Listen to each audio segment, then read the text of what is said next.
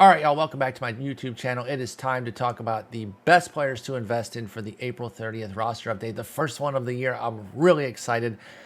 Now, one thing we need to remember, they're not going to be as aggressive as they were last year. You have to keep that in mind. They really amped it up last year because it was the 2-month season. Let's kind of overreact to things. It was fun too. I'm glad they did that. And I think they kind of set the expectations and we can work from there. They've set the expectations that this year's going to go back to normal. It's going to be a little bit more, it's going to take a little bit more numbers from players to move up, a little bit longer production, especially guys that are kind of coming up out of nowhere, or even breakouts that we might have liked, but they're still, a bronze trying to get up to gold. Maybe he can get there by the end of the year, but they're not going to move him as quickly as they did last year. So keep that in mind when we're talking through some of these. Now, if you subscribe to my Twitch account, make sure you're in the Discord because there's a full list of 159 players that I have being upgraded.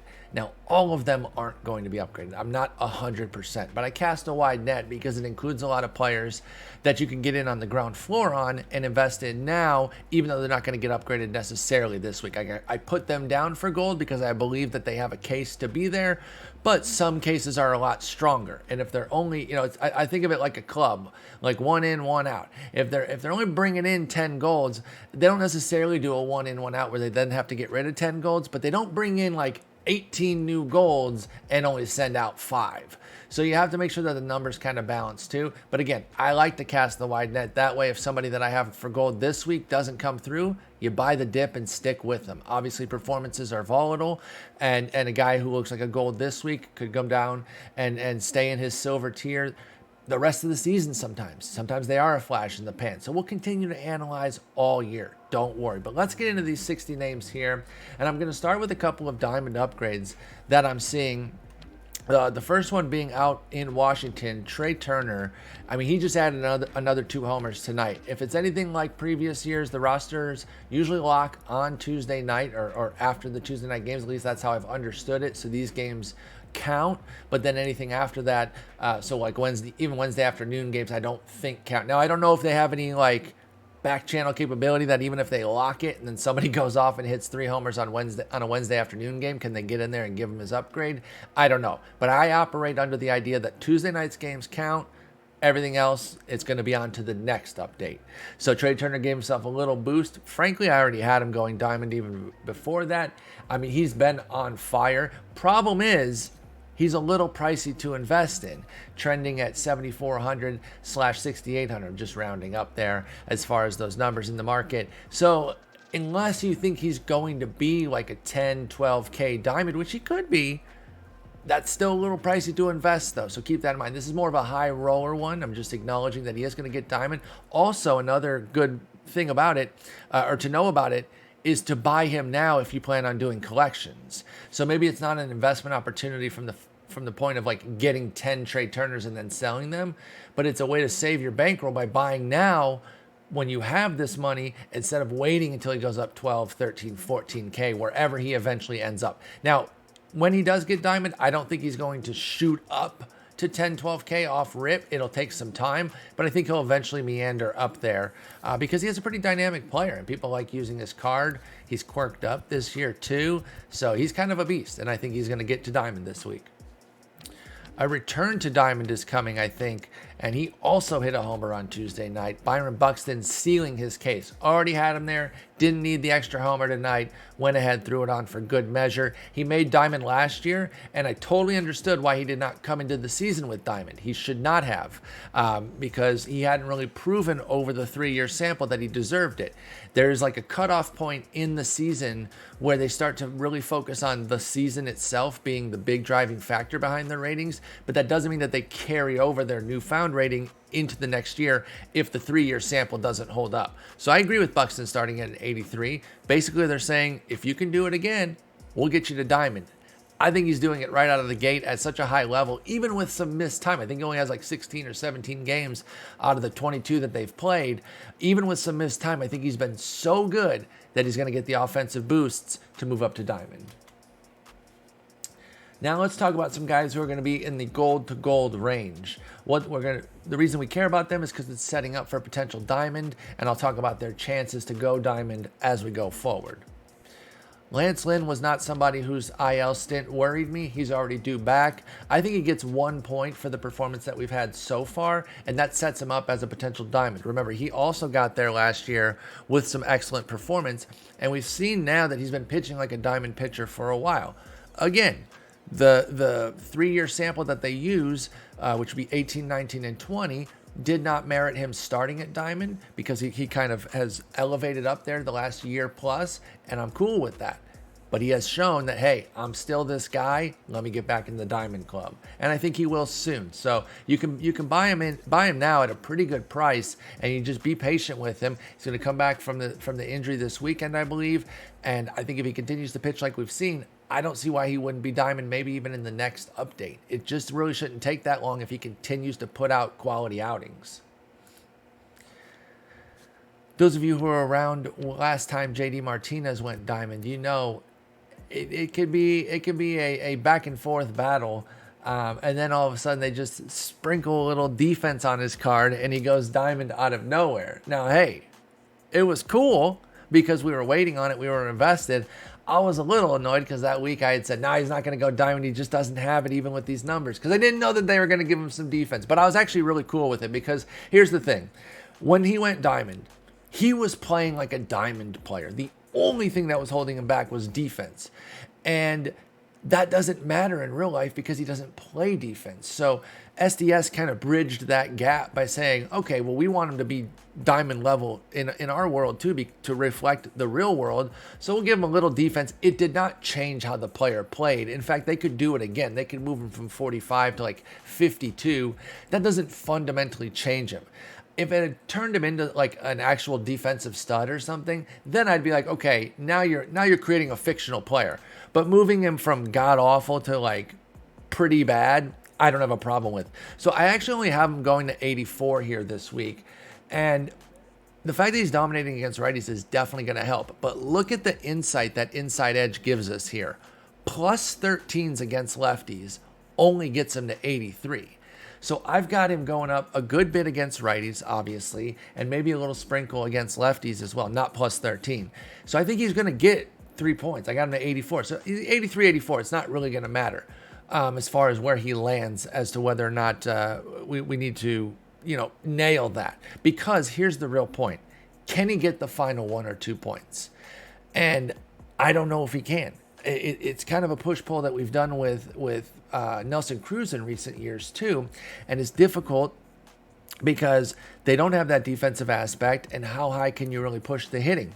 Now, both of them, JD Martinez and Nelson Cruz, have a side that they're worse against. So if they dominate against that side, maybe it's there. For JD, he'd have to continue to just decimate righties, and then maybe we could see diamond even without the little sprinkling of defense. But right now, I've got him at an 84. I have him hashtag destined for diamond at some point, but you're going to have to be really patient because they really make these DH types earn it.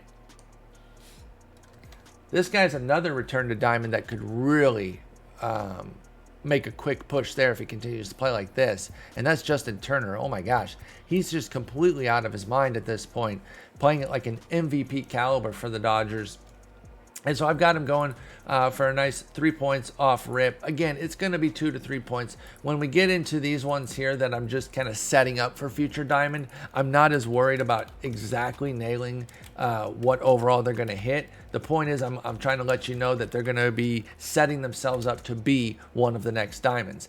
And again, we've seen Justin Turner get there before, so it's certainly not out of the realm of possibilities. And I do believe that matters. Now, I've not asked SDS, does them being a diamond or gold before, matter?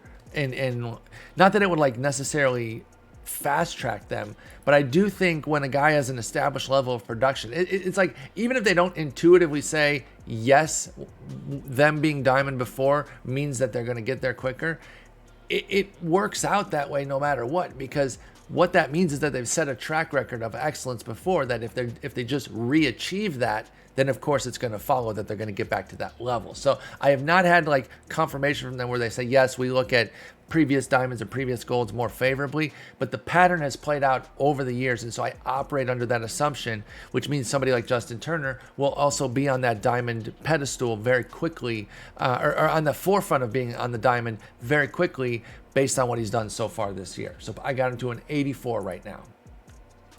Now this one, we're going to go quickly to a new gold from silver, and then back into the gold to gold jumpers, only because this guy actually leapfrogs some of these gold to gold jumpers. It's because he's arguably the best pitcher in baseball right now, not named Jacob deGrom, and that is, of course, Corbin Burns. Now, listen, hey, the Marlins did some things against him yesterday. They still didn't draw a walk off of him. He has not allowed a walk, but they strung a few doubles together. They actually popped him for a few runs. I think Drew Rasmussen allowed a few of his base runners in as well, and he was saddled with an L. He gave up 5 runs. But he was still pretty excellent in terms of the stuff, and you could tell that it was just a few missed pitches there in the 6th. It was a little on empty there. He was trying to match Trevor Rogers pitch for pitch, and they got the best of him. That said, I don't think it deters him at all. I got him going all the way up to an 84, and for me, this is going to be the reason he's going to be such a big gain, 5 points off rip, is because they need to make up for starting a little low this year. And again, this follows the same principle that I said earlier about just because he was gold last year doesn't mean he has to start there, because you look at the 3-year sample and it doesn't quite meet up, because 2019 was brutal for him. He literally had an 8.82 ERA. And yeah, we don't measure ERA on the card, but believe me, the skills were trash too. 12.9 hits, 3.1 hits. Or 3.1 homers, I should say, per 9. That's insane. He did still have good strikeout and walk ratios. And the bottom line is, even before he started killing it this year, his strikeout rate was too low on the card. And same with the walk rate. So they're going to have to make up for those big time. I think the hit, Ks, and walks are going to get substantial boosts. I mean, obviously, they're going to get substantial boosts to move him to an 84. And I think he's setting up for a potential diamond this year. And it's actually a little bit more affordable now. He went down a bit. He was trending over 3,000 for a while, and I was like, dang. I mean, that's really eating into the potential diamond upside there. Of course, that's still 2K, even if you buy him at 3,000, but it's a little bit more of a riskier investment because he's not even gold yet, So to put that much into a silver feels a little risky, but the way he's pitching, there's really nothing that isn't there in his profile for you to not expect him to continue to pitch well. And if he obviously doesn't have to continue to pitch at this height, because he's literally the second best pitcher in baseball behind deGrom to this point this year. But if he just continues to pitch like an ace, I don't see how he's not diamond very quickly. I don't think they go silver to diamond this week, but they set it up with an 83 or an 84, and then his price is going to go up as a gold. So get in now if you do believe in him as a diamond. And I do, and so I've got 11. All right, next up on the list, back to some gold to gold movement. And we're going to go, these are a few 80s that are going to get into 82. And again, it's not so much that these are investment opportunities right now, but I want to talk about where they're at on the diamond path. Let's start with somebody who hasn't been getting any buzz this year, but he's playing well again. And he was an awesome rookie last year, and that's Luis Robert. He's sitting here at 80, and I've got him going to 82. Now, he's a long way from diamond, meaning he's 5 points away, but this is a very low-risk investment in somebody who is just amazingly talented, right? I mean, what can't he do? He's got the hitting, the defense, the speed, it's all there. Obviously, the contact is low. He struck out a lot, so the batting average is actually a great place for him to gain. It's his only weakness right now. So a gold quick sell is 1,000 stubs, right? So if you're buying these, even at the 1,200 range, so which is the high end, don't do that. Put in buy orders. Don't just buy off the top. But even if you're buying those 1,200 ones, you're only risking 224 stubs on a potential diamond. And the beauty of this investment, as far as I'm concerned, is he doesn't even need to get the diamond for it to pay off. Because as he goes to 82, 83, and 84, his price will go up within gold. So even if you wanted to get out at that point and just sell them for like 3-4K as his price goes up, you could definitely do that. You don't have to wait for diamonds. So this is kind of a no-brainer slam dunk guy to get. And so the first question you might ask is like, well, then why don't you have any? Because when I went to buy him, the servers were down. And now I'm on streaming, so I can't buy him. So before you freaking savages get in there, I'm just going to have to buy some off the top. Literally the thing I just told y'all not to do. But by the time this video's over, he's going to be like 1,500. So I'm getting skunked by the freaking servers there. And I'm just going to have to buy off the top. And I'll do it because that's how much I believe that he's a worthwhile investment, even at 1,200. But you guys don't have to do that. You can go in and actually put in the buy orders. But I can't. I'm doing a video and streaming right now. Let's stay in his division and talk about James Karinchak. Now, he's a monster, right? He's so good. And I think he's going to get a little upgrade just here off rip because his strikeout rate deserves to even be higher. Yes, a 105 is too low for what he's been able to do. But I think he needs to keep like a 3.0 walk rate or better for a long time. We're talking upwards of 2 months before we could really see a significant jump there. And that's going to make it really difficult for him to get to diamond. It's already pretty difficult for relievers to get there. Not only do they have to have almost a flawless track record of performance, it's rare to even have any weakness unless you're like Aroldis Chapman, whose walk rate is a bit light.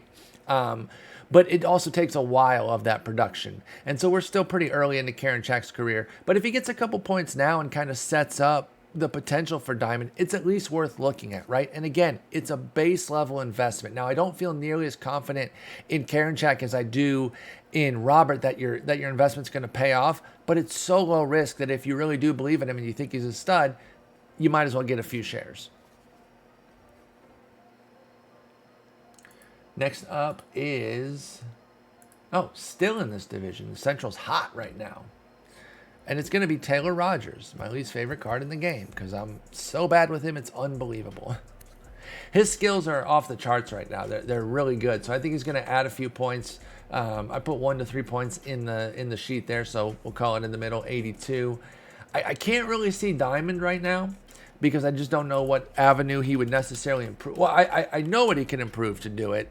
It would be like a giant strikeout rate, but he's never really shown the ability to go stratospheric with his strikeout rate. 11, 12 Ks per 9, which is what he's had since 2019. That's really good. And you're like, well, what do you mean? That's stratospheric.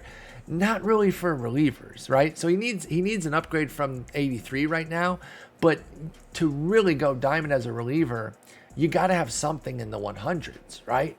And so I just don't know that he quite has the ability to get there. So the reason I'm talking about him, though, is because at 82, 83, he could become a little bit more pricey, and there might still be some meat on the bone here to like invest in him at like 1,400 and sell him at 2,100 and clear 700 stuff. So it's more of a putting him on your radar in case he does have that exquisite strikeout rate, or he's like striking out 14, 15 per 9 for the bulk of the year. Then that would bring in some attention to go further, but for now, just somebody to kind of have on the radar. All right, next up, we go out to the other Central for our last two 80 to 82 guys. First one's Nicholas Castellanos, and then this is another return to diamond potentially. Remember, he got diamond like real quick last year. This is crazy, right? Because the season was so short that we think like everything's like just a blip. But when you really kind of like dig into it, remember when Charlie Blackmon was going to hit 400, and then by the end of the year, everyone's like, yo, he kind of booty right now. I mean, he was not really booty, but his average just straight down the whole year. Nicholas Castellanos got off to that fast start. Everyone's like, whoa, he's going to win MVP. Oh my God, he's diamond. He's so good. And then straight down. But he's off to an amazing start yet again. And another base price guy who's been diamond before and can get there again because his hitting can be so transcendent. Of course, the main thing to key in on for him is how he performs against righties. You can see here that +9s from the inside edge already gains him 2 points. I think that's about what he gets this week, is a little bit of about 2 points. And then from there, we kind of keep an eye on him. And if the power continues to go off the charts, maybe diamond comes back into his future. And then the last 80 to 82 before we get into some new golds is Giovanni Gallegos. Now, I think he had a little nice outing tonight, him being Alex Reyes, but he's been bumpy. He and Jordan Hicks. I mean, they're the same pitcher. They can both be amazing because they have some of the nastiest stuff in the league, but more often than not, they have literally no clue where the ball is going. And again, Reyes had a great outing tonight. But I think Gallegos could eventually emerge and be the closer there. Now, that doesn't really matter for what we're doing here. A middle reliever can still get attention, but you can't deny that a guy closing on a quality team gets a higher profile than a middle reliever on any team, good, mediocre, or bad. So that potential role change could certainly help him. But I'm only bringing that up more honestly for like the fantasy side of things, because again, it does not play massively to what we're doing here. But I think he's already underrated. I think he should be an 82 out of the gate Like these plus 10s that they have here, he should already have those. He should be 88, 88 on the K and BB9, in my opinion. So he'd already be an 82 and then maybe get another point or two this week and then set himself up for diamond. So instead we have to start from 80. But I think he's going to get 2 to 3 points this week. And then it is going to set up a potential diamond. And if you look at what Gallegos has been doing now for years, I really think that it's not going to take that much more of this excellent profile that he's shown now since really becoming a Cardinal. Like he really kind of turned, well, he threw an inning and a third in 2018. So that's nothing. But then in 2019, 2020, and so far this year, he's been amazing. And as a Cardinal, he has 11.6 Ks per nine, 2.1 walks, 5.2 hits. Well, the hits per nine is getting its love, but the Ks and the walks are not. So I think both of those need to go up. Get him at an 82 right now, and then we keep an eye on him because he's another base level investment that's just not going to cost us that much. I like him more than Caron as far as these 80 relievers that could maybe go diamond this year. I think he has a more complete profile.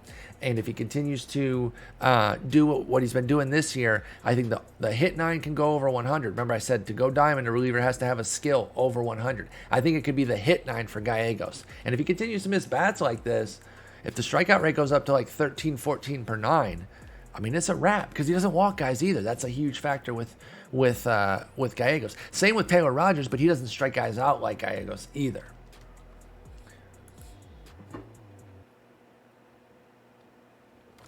All right, now let's move into some new golds here. I got new golds for you. I already gave one, obviously, with Burns, but we got 8 more here coming.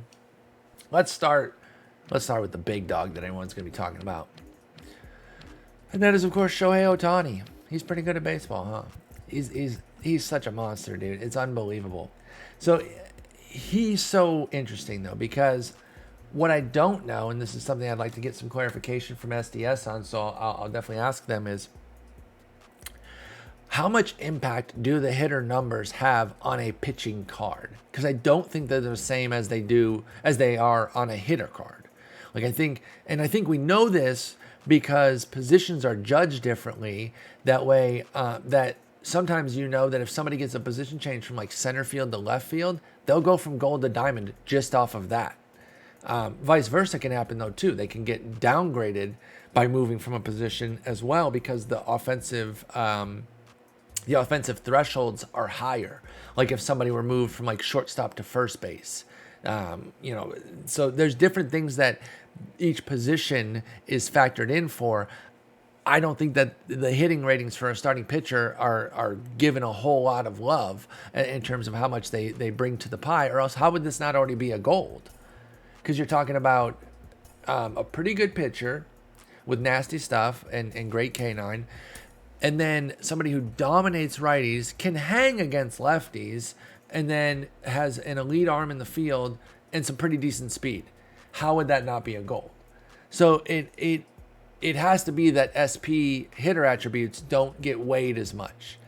That said, these attributes are due for a major upgrade, these hitting ones, to the point where he's definitely going gold, right? Of course, the market's already there, so it's not like you can invest in him for gold. So I'm not telling you anything you don't know with that. So the real question, of course, is when's he going to go diamond? The answer is I don't know if he is, y'all, because the real factor or the real truth of it is that he's not like a great pitcher. Like he's got nasty stuff, but if you just go up there and kind of hold the bat, you got a good chance to get on. He walks a lot of guys. I'm trying to get to his walk rate here right now. 8.6 walks per 9. 5.8 for his career in 67 innings. He does not have command of that secondary stuff. Now, he's getting great strikeout rates. But you see these plus 12s right here? He's not getting those. He'll get some love on the K9 and maybe even the hit 9, which is, it's been really good. So those two will get, maybe they get the plus 12s. But that BB9 is actually going to go down. So that's going to offset some of the gains that Ohtani is going to get. But I think his hitting against righties needs to go way up and maybe even a little love against lefties. Let me see what he was doing against lefties. Okay, so here's the thing. He has 25 plate appearances against lefties. That's so small. And he has all of 6 hits. But 2 are homers and 2 are triples. So he has a 667 slug against lefties. Now, you can only move up so much based off of essentially 4 hits. 6 if you count the 2 singles. So you can probably move that power up to like the mid 50s, and he's hitting 250 against them, so I think 51 for the contact is fine. But he's hitting 321, 367, 679 against righties. So the righty numbers need to go up. Those are definitely going up. The K and the hit 9 can go up. He's going gold, but can he go diamond? I don't think he can, y'all, because when is he just going to stop walking guys? Like, is the command just going to click? Because here's the thing. In 2018, he still walked 3.8. Like, that's still pretty high. Like a 4.0 walk rate, which is essentially what that is if you round it up, is not going to generate a big BB9. So then that puts so much burden on his hits and his Ks to get to diamond, especially because the hitter attributes clearly don't count that much. So I just don't see it, guys. The way to play Ohtani is to play the market the days that he pitches. That's the way to go about it. So if you have some shares, I got 3 here, you mess around when he starts. And when he's going off and he has a no-hitter through 4, his price is going to bounce up to like 6,000. It's crazy. It's happened every year that he's played. Well, last year, nothing really went right for him. Like, he had 2 ugly starts, so it didn't happen that year. So I'm really only going off of 2018. But anybody that was here for 2018 knows the phenomenon of an Ohtani start and how crazy volatile his card price went. So if you want to get in on Ohtani, day trade. It's very risky. You can lose, but that's the way to make stubs on Ohtani. I just don't think holding a bunch of his inventory is really going to pay off that much in the long term. Because here's the thing. If you have 25 of them, even if he goes way up on game day, you have to be able to be there ready to sell off your extra shares. So I'd keep a pretty tight inventory of him if I was going to day trade. That's up to you. You know what you can handle. So if you can handle maneuvering 20 plus shares even on game day, by all means. For me, I'm going to be in the 3 to 5 range, and plus, what if I'm not around on game day, right? What if it happens to be a Tuesday afternoon and I'm doing a podcast? So that's another reason I don't want to be overexposed to him. But man, is he fun, and everyone's been using him, of course, in that event. So he's paralleled to high heaven, to the fact that 97 already have him super fractured. So I got my clock cleaned with him. So that's how that went. Anyway, that's enough on Ohtani there. That's where I'm at. But I do have him going to an 81 this week, just so you know. But you can't quick sell your shares because you bought them for more than 1,000 anyway. All right, next up. Man, this is one of my favorite stories of the year, dude. I am so happy that Zach Gallen is back and dominating, because when the injury first came out of the forearm strain, it was such a bummer, man, because it took one of the potential aces off the market just immediately, or at least pushed him way down in the confidence level, and so it was looking like it was good. A lot of times forearm strain is a precursor to TJ. It was looking like this only gets bad from here, right? And we went through all the same motions of like, oh, they're trying this, they're trying that. And of course, because you don't go right to surgery. This is why you don't go right to surgery. Now, this is a very rare instance, and you can't say, that this is going to happen very often. But if you wonder why guys, even if they have something that's like a clear precursor to TJ, if you wonder why they don't just directly go there, it's because returning from TJ is fucking hard, man. Like, I've never done it, so I'm not saying from experience, but my brain works, so I just know that it's remarkably difficult. If you read the book The Arm by Jeff Passan, it details a lot of how remarkably difficult it is, the mental strain it puts on players. And we treat it as this thing of like, just do it. Just do it. Get TJ, man. Get back on the field, man. I need my fantasy points. Shut the fuck up about your fantasy points, man. That shit is not guaranteed either. We act like it's 100%. It is not. It is a high percentage. Medicine has come so far, and that's freaking awesome. But it's still so much to go through TJ and return. And so that's why guys do the platelet stuff, and they do the rehab, and they do the rest, because that has to be a last option. And sometimes you get a good story here where the forearm strain is not nearly as bad, and everything ends up being, oh yeah, that's right. It was a hairline fracture. I am totally wrong on what Gallen's injury was. Pardon me. It wasn't even that. I stand by everything I said about the TJ thing, but it didn't apply to Gallen. I'm a complete moron. My bad. But anyway, bottom line is I was still worried about the fracture.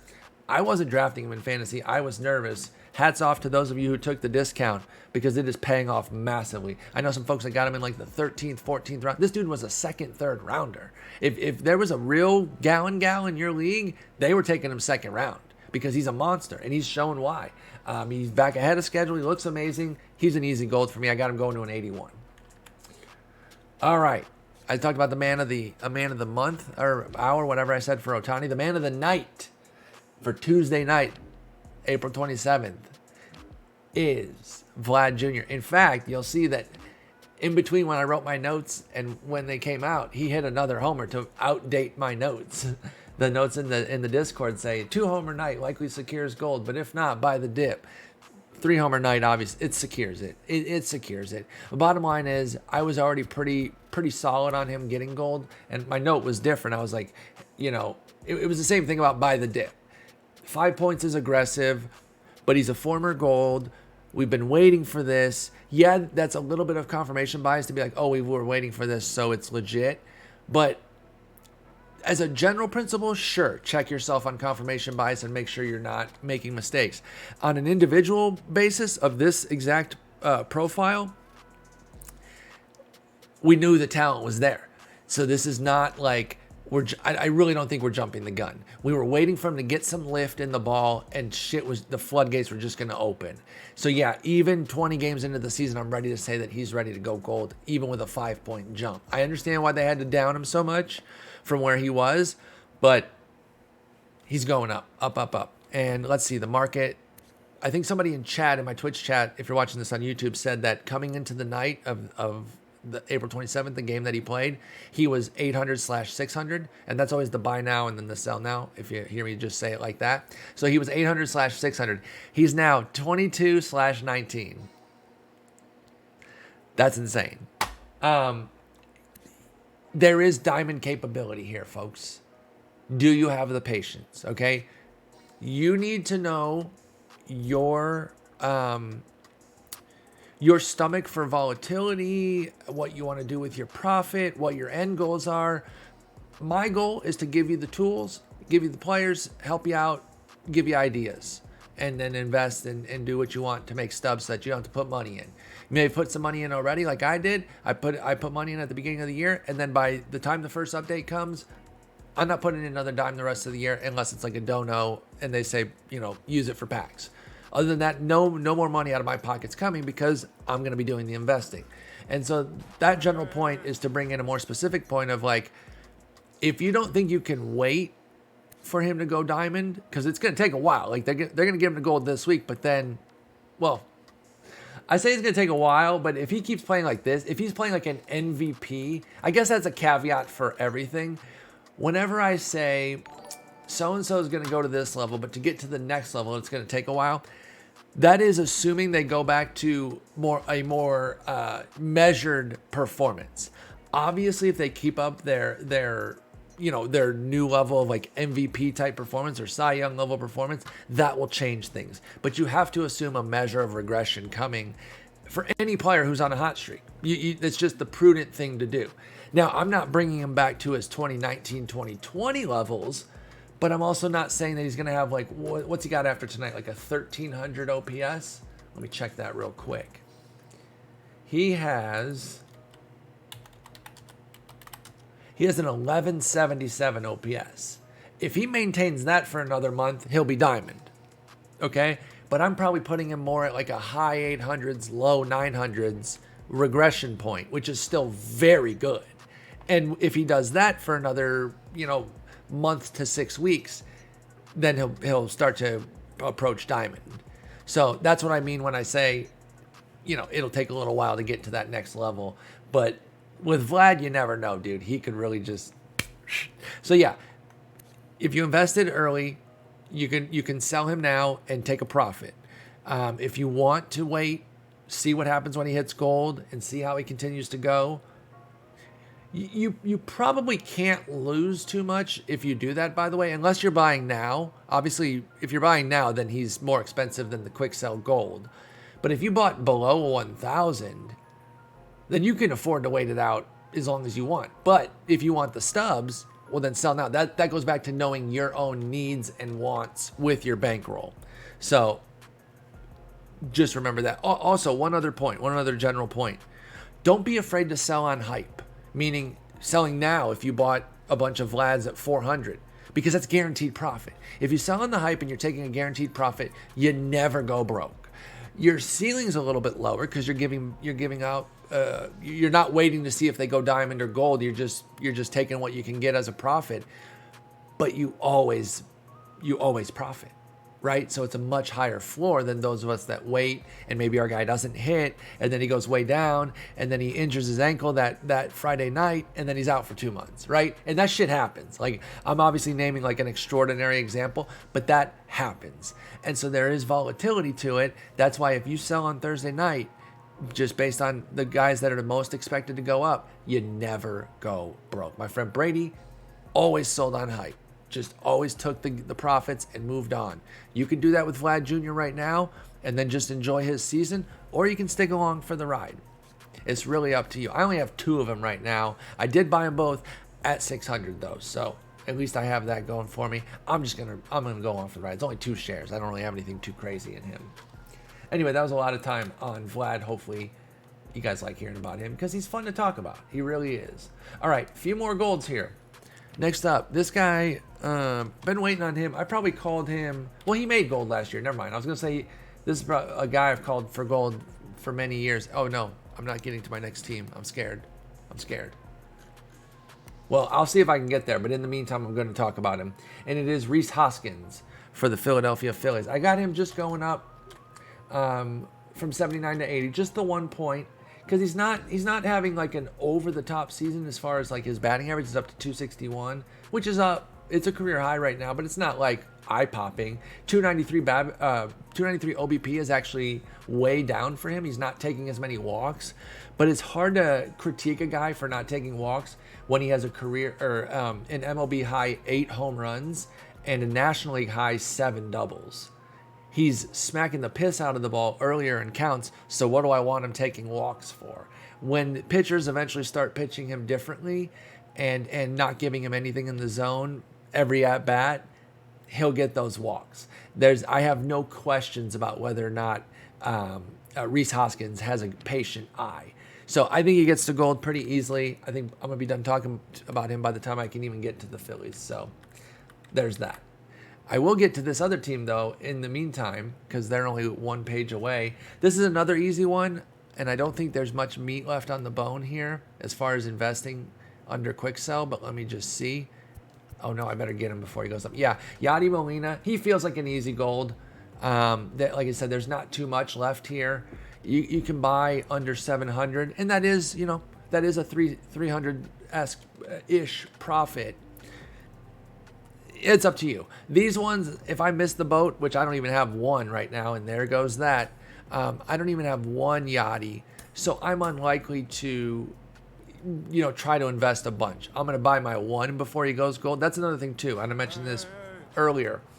Sometimes I mention a guy's upgrade, like some of those guys that are going from like an 82 diamond or an 82 gold to like an 84, just so that you buy them at the cheaper price, too. That's more so with diamonds because there's nowhere for them to go as far as changing levels. So if you see that on the investment list, this goes more for the Twitch subscribers. That's just letting you know that if you're planning on completing that collection, you need to get in and buy him now, because if he goes up to 92, his price can go up with it. So yeah, hopefully I can get that order to go through. I just need one for my collection. Just let me live and get that one for the old collection. I don't need to worry about too much there because I didn't get in on him on the ground floor. All right, next up, and I don't know if we're going to be able to get to the teams for all of these. Actually, I'm going to make a detour here. I was going to go all the way to the American League, but we're going to stop by another National League team here. This is another easy one, and when I made these notes, he was still pretty affordable, but let's see if Kevin Gausman is still somebody that you can get in on at a pretty fair price, because I actually have none and I need to buy him too. Yeah, see, this is a good price still, because he, even needing 3 points, he feels like an easy gold. This is yet another guy who finished last year as gold, who is proving his work was legit, right? He broke out. He broke out in the second half of 19 as a reliever, and I like to sometimes toot the horn on the wins, which means I got to take the L's when they come too.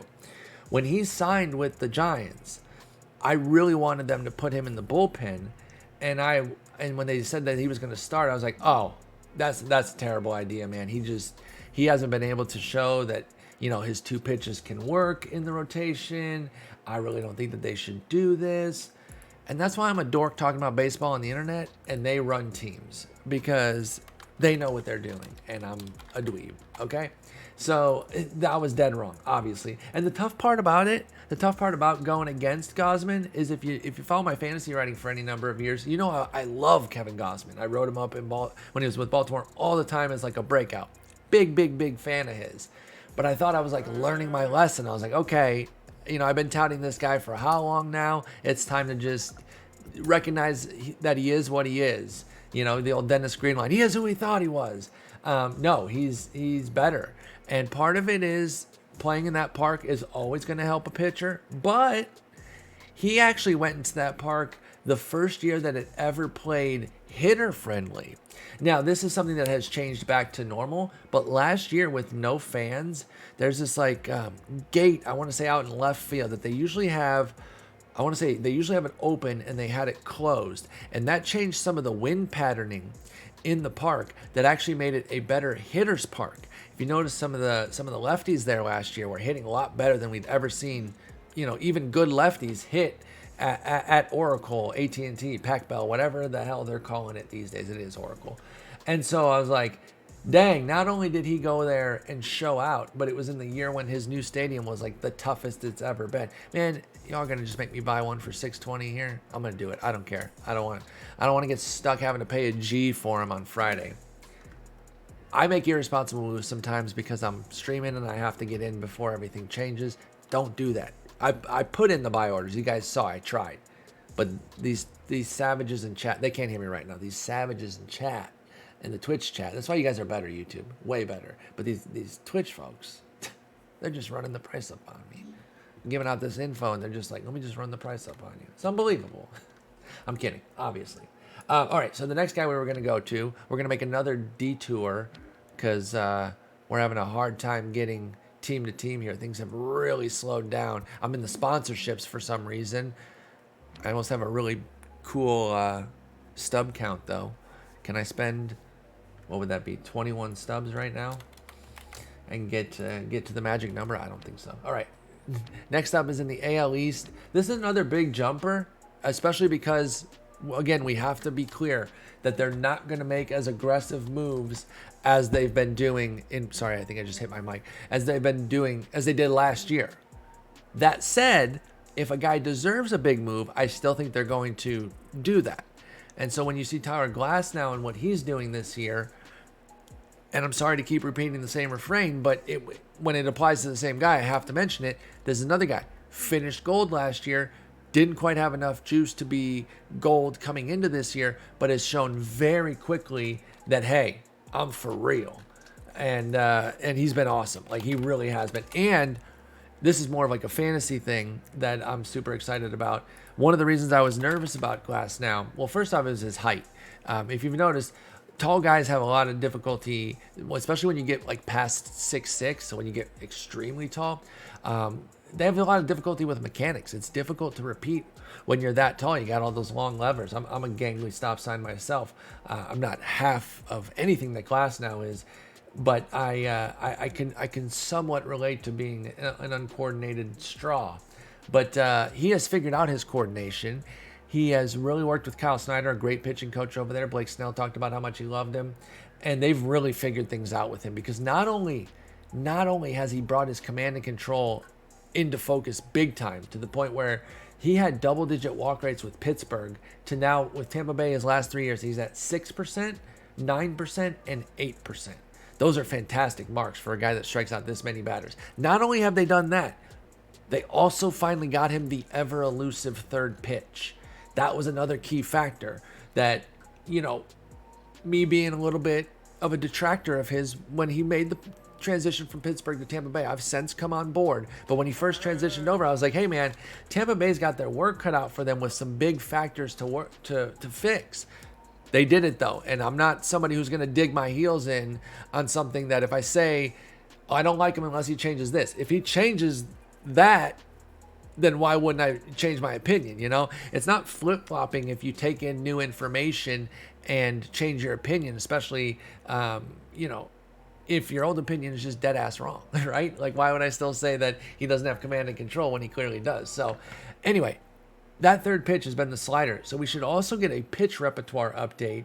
He's throwing it 28% of the time, more than his curveball. So not only should we get that pitch updated in here, but it should maybe be his third pitch, if not probably not his second, because you still have to give, some credence to the fact that his curveball has been his number 2 pitch. Because these are ranked in order of effectiveness, right? The usage and effectiveness. Their fastball is his best. Curveball is the second best. Changeup is kind of a show me pitch. We're actually kind of lucky that they give us a changeup because he barely throws one. They might take away the changeup and give the slider. Hopefully they just add the slider. It's an 88 mile per hour. It should have nasty break on it. The velo is huge. That's massive for a slider. And I know we don't use a ton of live series silvers in our ranked seasons lineups, but if you're ever going to do it, now's the time, right? When everybody doesn't have mega diamonds. And then wait till he gets gold on Friday, and then wait till he starts on a day and gets inside edge, and then all of a sudden he's kind of a diamond with his new slider. So that's Tower Glass now. Love him. He's going gold. Next up, we continue.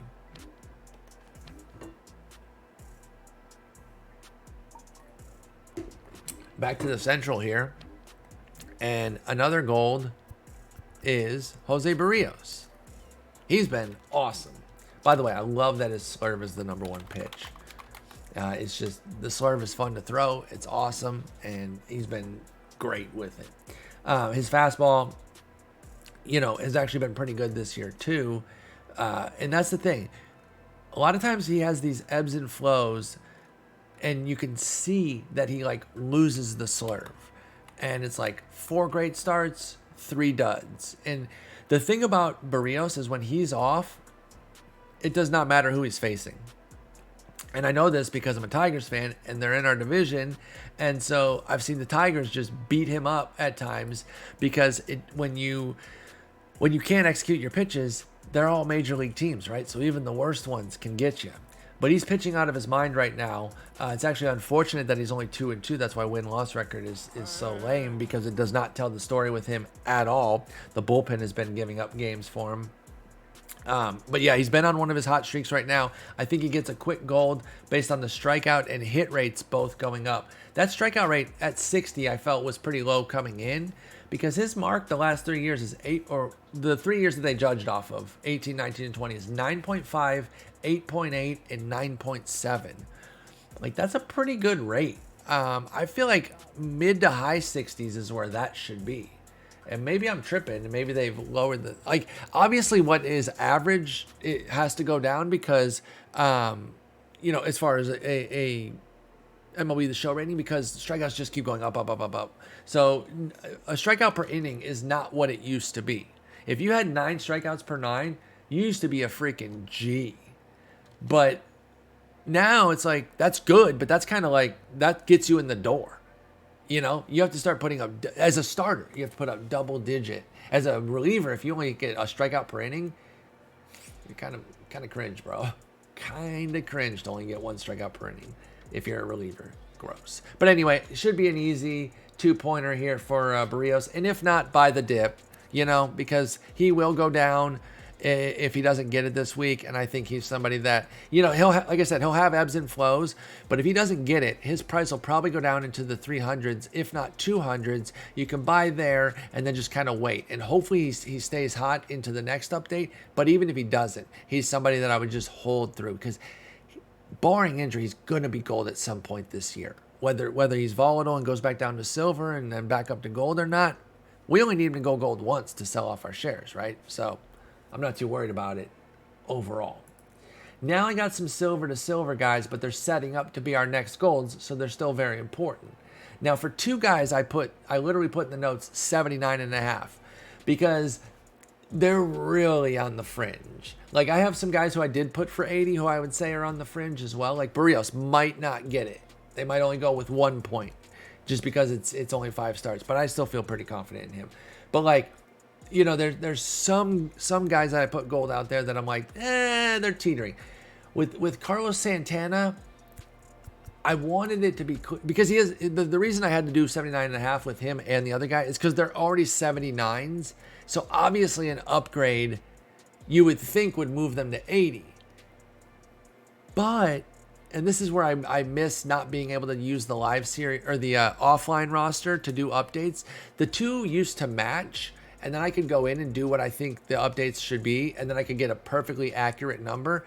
Now there's a little bit more guesswork in it because I don't have the front roster. I call it the front roster because it's in the very front of the game. The offline roster to judge it against.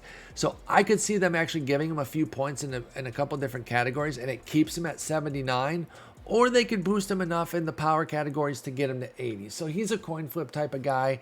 To be honest, I think he's probably a little too high to invest in now. If you have him, keep him. But because I'm not that certain on him, even though you could get 600 off of a buy order right now if you did go gold, that's a pretty good return, but I'm not confident enough in him to tell you guys to go out and get a ton. If you want to do like a quarter of your normal investment or maybe even a half, okay, but don't go crazy on Santana right now because, and the reason I preach the caution is because while his power is very good right now, his average is so bad at 230 that they might just say, let's see if he does more. He's always a great OBP guy because he walks like crazy, and his power, like I said, is back on track after being a dud last year. So there is definitely some room for improvement here. But as you can hear me waffle back and forth, I'm just torn. I really think he's a complete coin flip. So it's up to you. And one other downside is that the power has mostly come. Never mind. Complete opposite. Actually, this would be a positive factor. His power has come against righties big time. He has 4 of his 5 homers against them. So that helps. That helps. All right. Next up, the other 79.5. Okay, the servers are moving quickly again. Is Mike Moustakis. Same thing. Well, not same thing. Same idea that I think it's a coin toss, but different circumstance because he actually has great numbers so far this year, but he's only played 12 games. Now, going to the IL does not inherently remove you from upgrade consideration. If you've put up the numbers, it doesn't matter if you're on the IL currently. The only factor that I don't know is if he did enough in 12 games to get the upgrade. So the volume might just be a little light. But the fact of it is, he's cheap enough to buy. Like, between the two, Santana and Moustakis, I buy Moustakis way more. A, because his overall numbers are better, even though it's fewer games. And B, he's cheaper. Easy peasy. So that's what I would do there. Like I said, don't go crazy with either. But if you're going to buy into one over the other, make it be Moustakis. He's killing righties, but he hasn't done anything against, almost literally nothing against lefties. He's only had 8 plate appearances. He's 1 for 4 with 2 walks, a hit by pitch, and a sacrifice fly. That's where those other 4 plate appearances went. So there's nothing to move against lefties. So it would have to come against righties. He's hitting 294, 385, 559 against them. So it's a coin flip. It's more of a long-term investment. All right, and then here's a few other guys that aren't going gold, but they're very much right on the cusp, and they're our next golds. Actually, well, since we're on this team, let me bring up this guy because he hit another homer tonight to lead off the game, and I wonder if that's going to be enough for Jesse Winker. He is playing out of his mind. We've done if you've been investing for the past couple years. You've done this with us before, the Jesse Winker dance, because every year he seems to threaten to go gold, and then there's one of 2 factors holding him back. the fact that not only is he not very good against lefties, but they never play him against lefties, which kind of annoys me, by the way, because how does a guy supposed to get better if you play him like super sporadically against a certain handedness? Like, it's almost a self-fulfilling prophecy with these teams to say that this young player can't hit lefties, so we're not going to play him against lefties, but we've never given him an opportunity to hit lefties, but that means he can't hit lefties.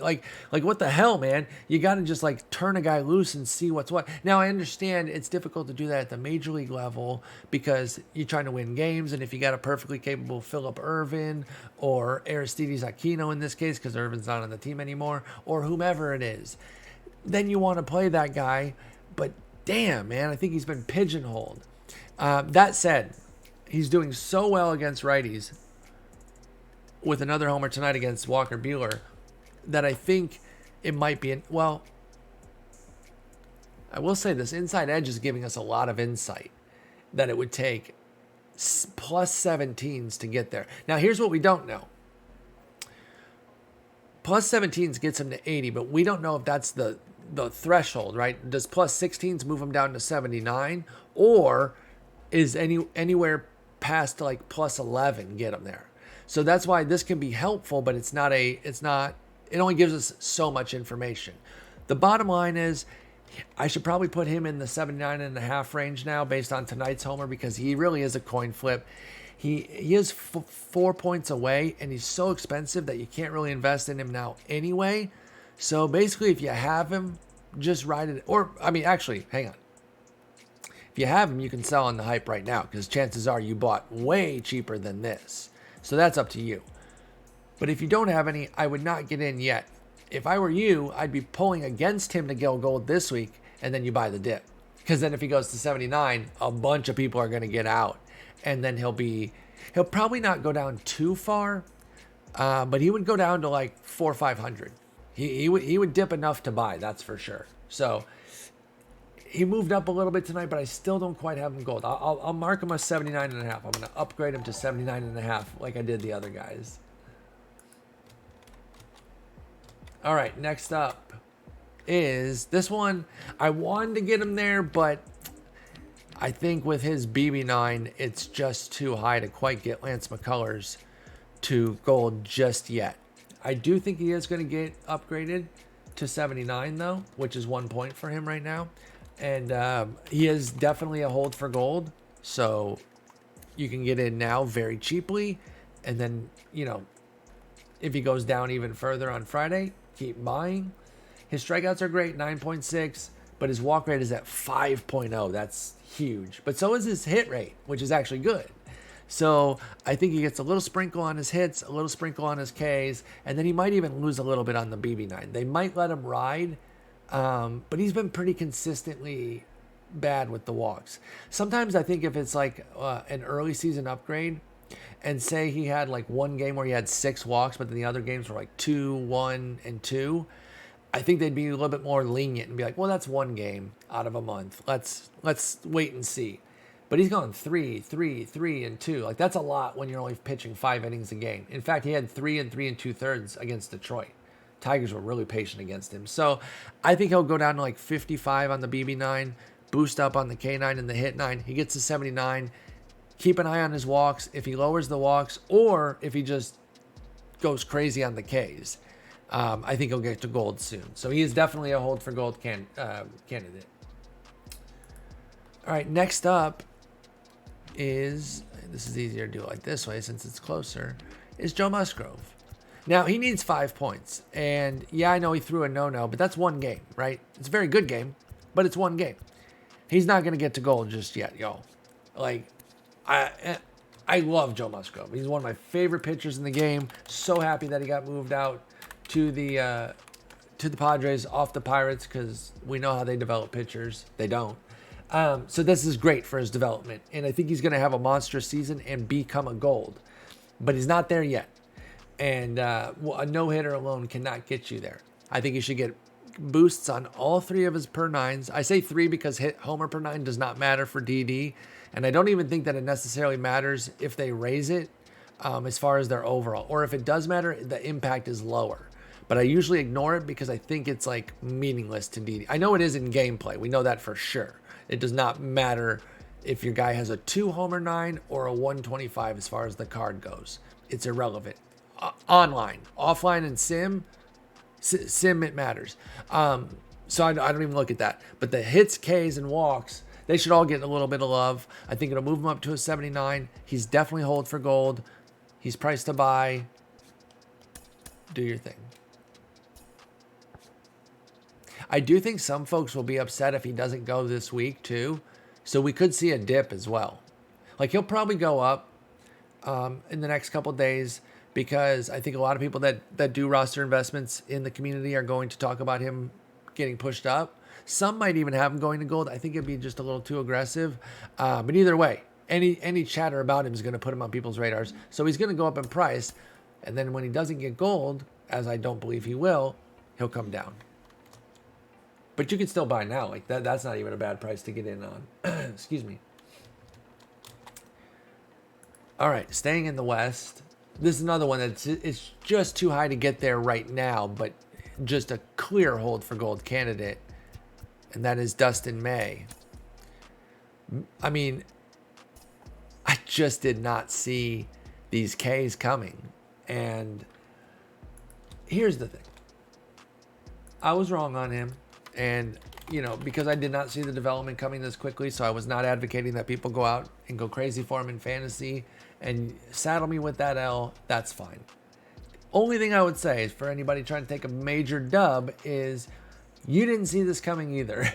Because I never heard anybody say, oh yeah, his cutter and curveball are gonna foster a 14% swinging strike rate and thus a 37% strikeout rate, aka 13.5 K per 9. Like, if you're buying a talented profile, that's one thing. And I know on some level this just sounds like me trying to excuse a loss. That's fine if that's what it sounds like. I don't care, because I try to think about my process too, right? My whole thing with Dustin May was uber talented. That two-seamer is one of the most giftable pitches in the world. Gonna have a huge ground ball rate, and he's gonna get outs and have a good whip on the Dodgers. But I just don't see where the K development comes from without either a new pitch or one of his pitches becoming just a K monster. Well, that's happened. So, it's okay, I just did not see that happening so quickly. So I wasn't drafting him and thinking that it was going to happen overnight. I'm glad it has, though, because he's remarkably fun to watch. With the hair and everything, it's great watching Dustin May beast. So get in there. His price is actually quite nice as well. I'm gonna buy a few of these off the top. I got 12 already, but I'm gonna get in there. That's a fair price under. Again, I'm being irresponsible because I'm on stream. Do not just go in and rapid buy. Be smart with your stubs. I'm an idiot, but so I give you the tools, but then sometimes I do stupid shit. And just to show you what not to do, right? It's a what not to do tutorial. No, but for real, I'm a goober. But yeah, I love Dustin May. He's gonna go up to a 78, and I think he could be gold by the second update if this is legit, because that's gonna be another couple weeks away. That's another 3 or 4 starts, and if he goes to 78 here, and they just see him continue to dominate with those newfound strikeouts, then I think he would be a very quick gold. But I don't see 5 points this quickly, because you'd basically be giving him 5 points based off of 4 starts. I think we need at least 8 to 10 of this performance before we push Dustin May to gold. But I'm in. Hold for gold all day. All right, this is another guy who has changed his fate just from when I wrote the notes to now. And this, similar to what I was saying about Jesse Winker, is another here we go again, will he, won't he type of deal. And that's with the Franimal, baby. My boy Franmil Reyes. I love Franmil. He's an absolute monster. But he runs into the same issue as JD Martinez and Nelson Cruz on a lower level, because obviously he's gold. He's silver trying to go gold. Their gold's trying to go diamond. But it's the same thing where he has to generate all his value from hitting. And so then you're looking at very specific things that need to go up, right?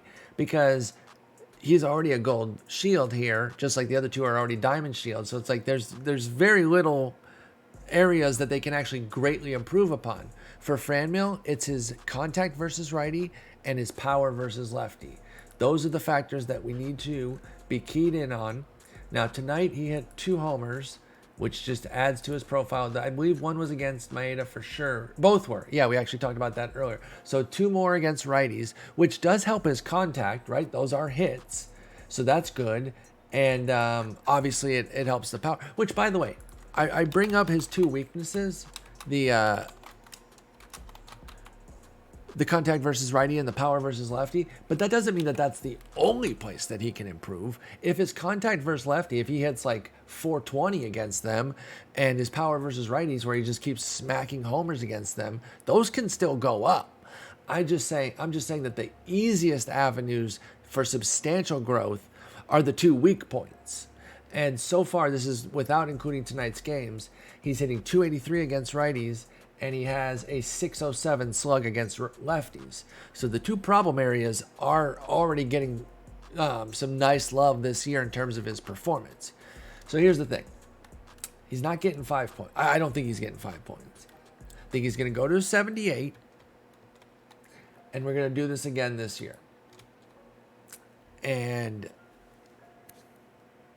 hey, the best part about this is the price. He can't hurt you at this price, right?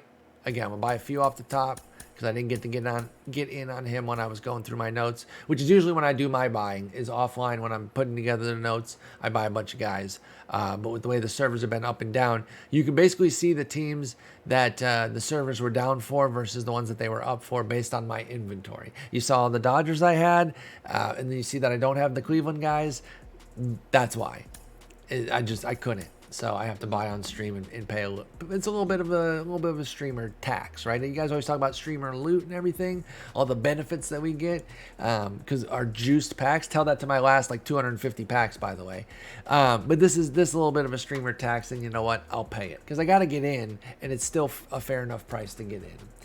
But here's the thing: he's going to go to 78, and the reason I would still be pretty careful. I wouldn't go too nuts here. Like 6 shares for me is fine. That's like a lower end investment, is because he might just be in his hot streak right now, and then he'll inevitably cool down, and then we're waiting another 2 weeks from there, and then he hits a few homers, but then goes into another 0 for 18.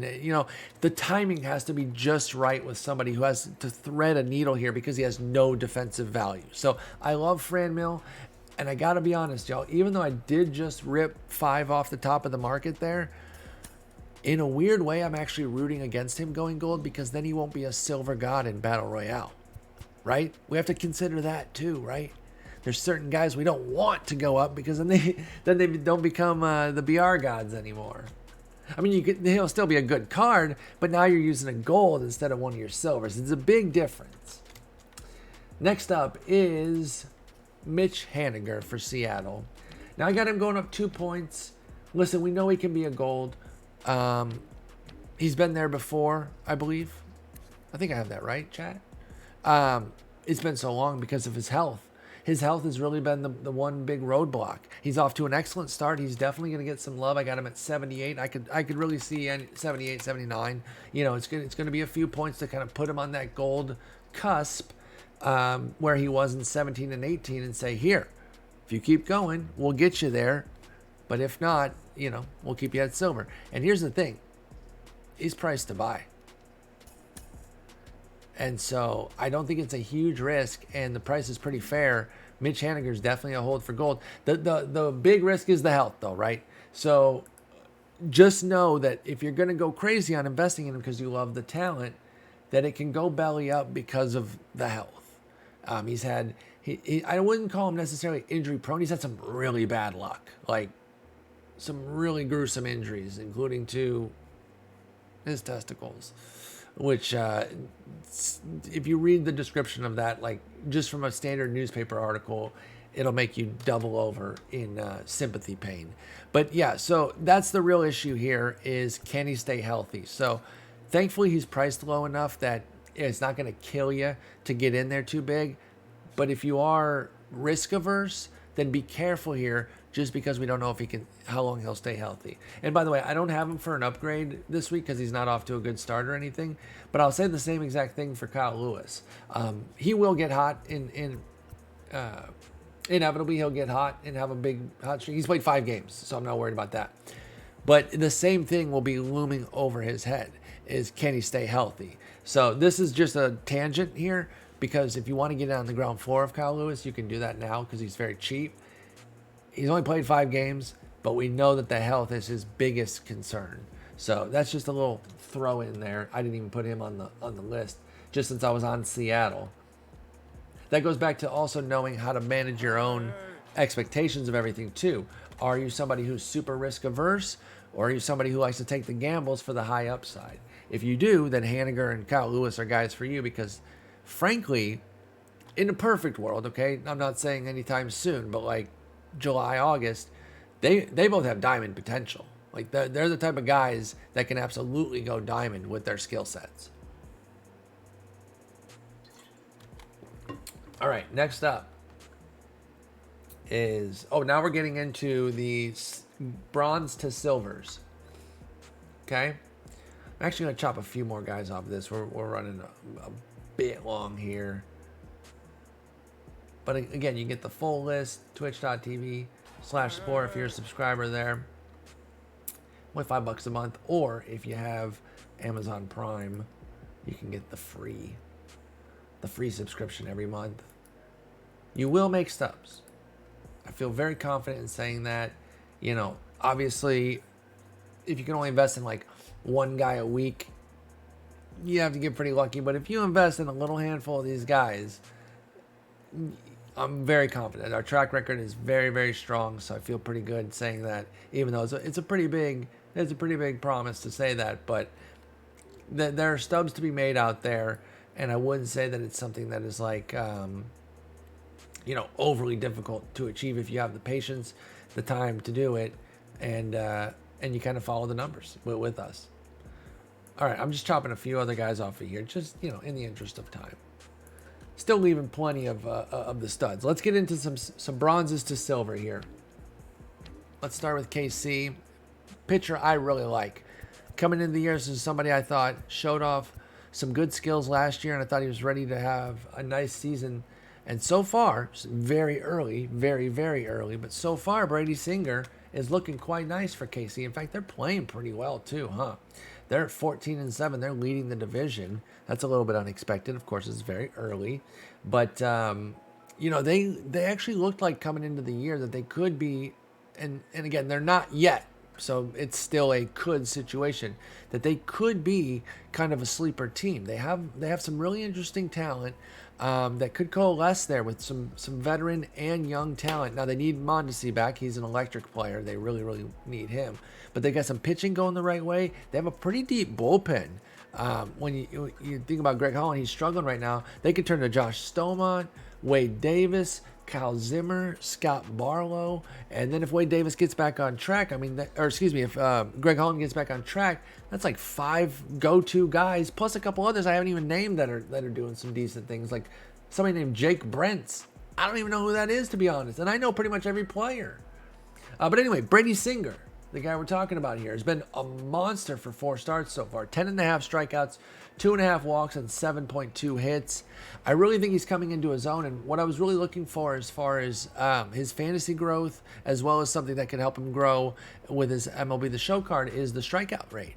He had 8.5 last year, which is a pretty good mark. It's showing off like a foundation of swing and miss capability to get kind of the strikeouts when you need them. He's never going to be I don't see him being like a dominant strikeout force. So he probably won't hold the 10.6 or 10.5 mark that he has so far this year. But there is a corresponding swinging strike rate jump as well. So there is some legitimacy to what we're seeing here. He doesn't walk guys, keeps the hits in check. And he keeps the ball on the ground too. So even though Homer 9 is not our main focus, we don't want somebody, carrying like a 5 ERA, and keeping the ball in the yard is definitely going to help you do that. So I got him going to silver. He's actually already at he's already above the quick sell silver price. So a couple things that you're looking for with the bronze to silvers. Two things. One, do they really have gold potential? Do I maybe want to hold them for the long term? With Singer, I would say yes, there is some, but it is long shot for sure. He would have to show that this strikeout capability is legitimate and hold, I would say, over 9 strikeouts per 9 for a long time. We're talking probably like 2+ months. Two, can he go up to a point in the silver range that it's worth it for like an exchange? Now, we don't have as many exchanges this year as I'm thinking about it now. Not nearly as much. We still have some team affinity ones though, right? That you can do. And when you can get those extra points, you don't think of it as like an investment opportunity because you're like, well, I'm not adding to my bankroll. But if you're somebody who normally goes out and buys cards to do the exchanges with, this is a better way to do it. Buy a card at a cheaper rate, watch him go up, he gains extra points for the exchange, and then you're saving some money as far as going out and having to buy cards. So not everything has to be I'm selling this to gain stubs. Some of it is I'm saving stubs via this. And that's what a lot of these bronze to silver upgrades can be if they don't have a great chance at going gold.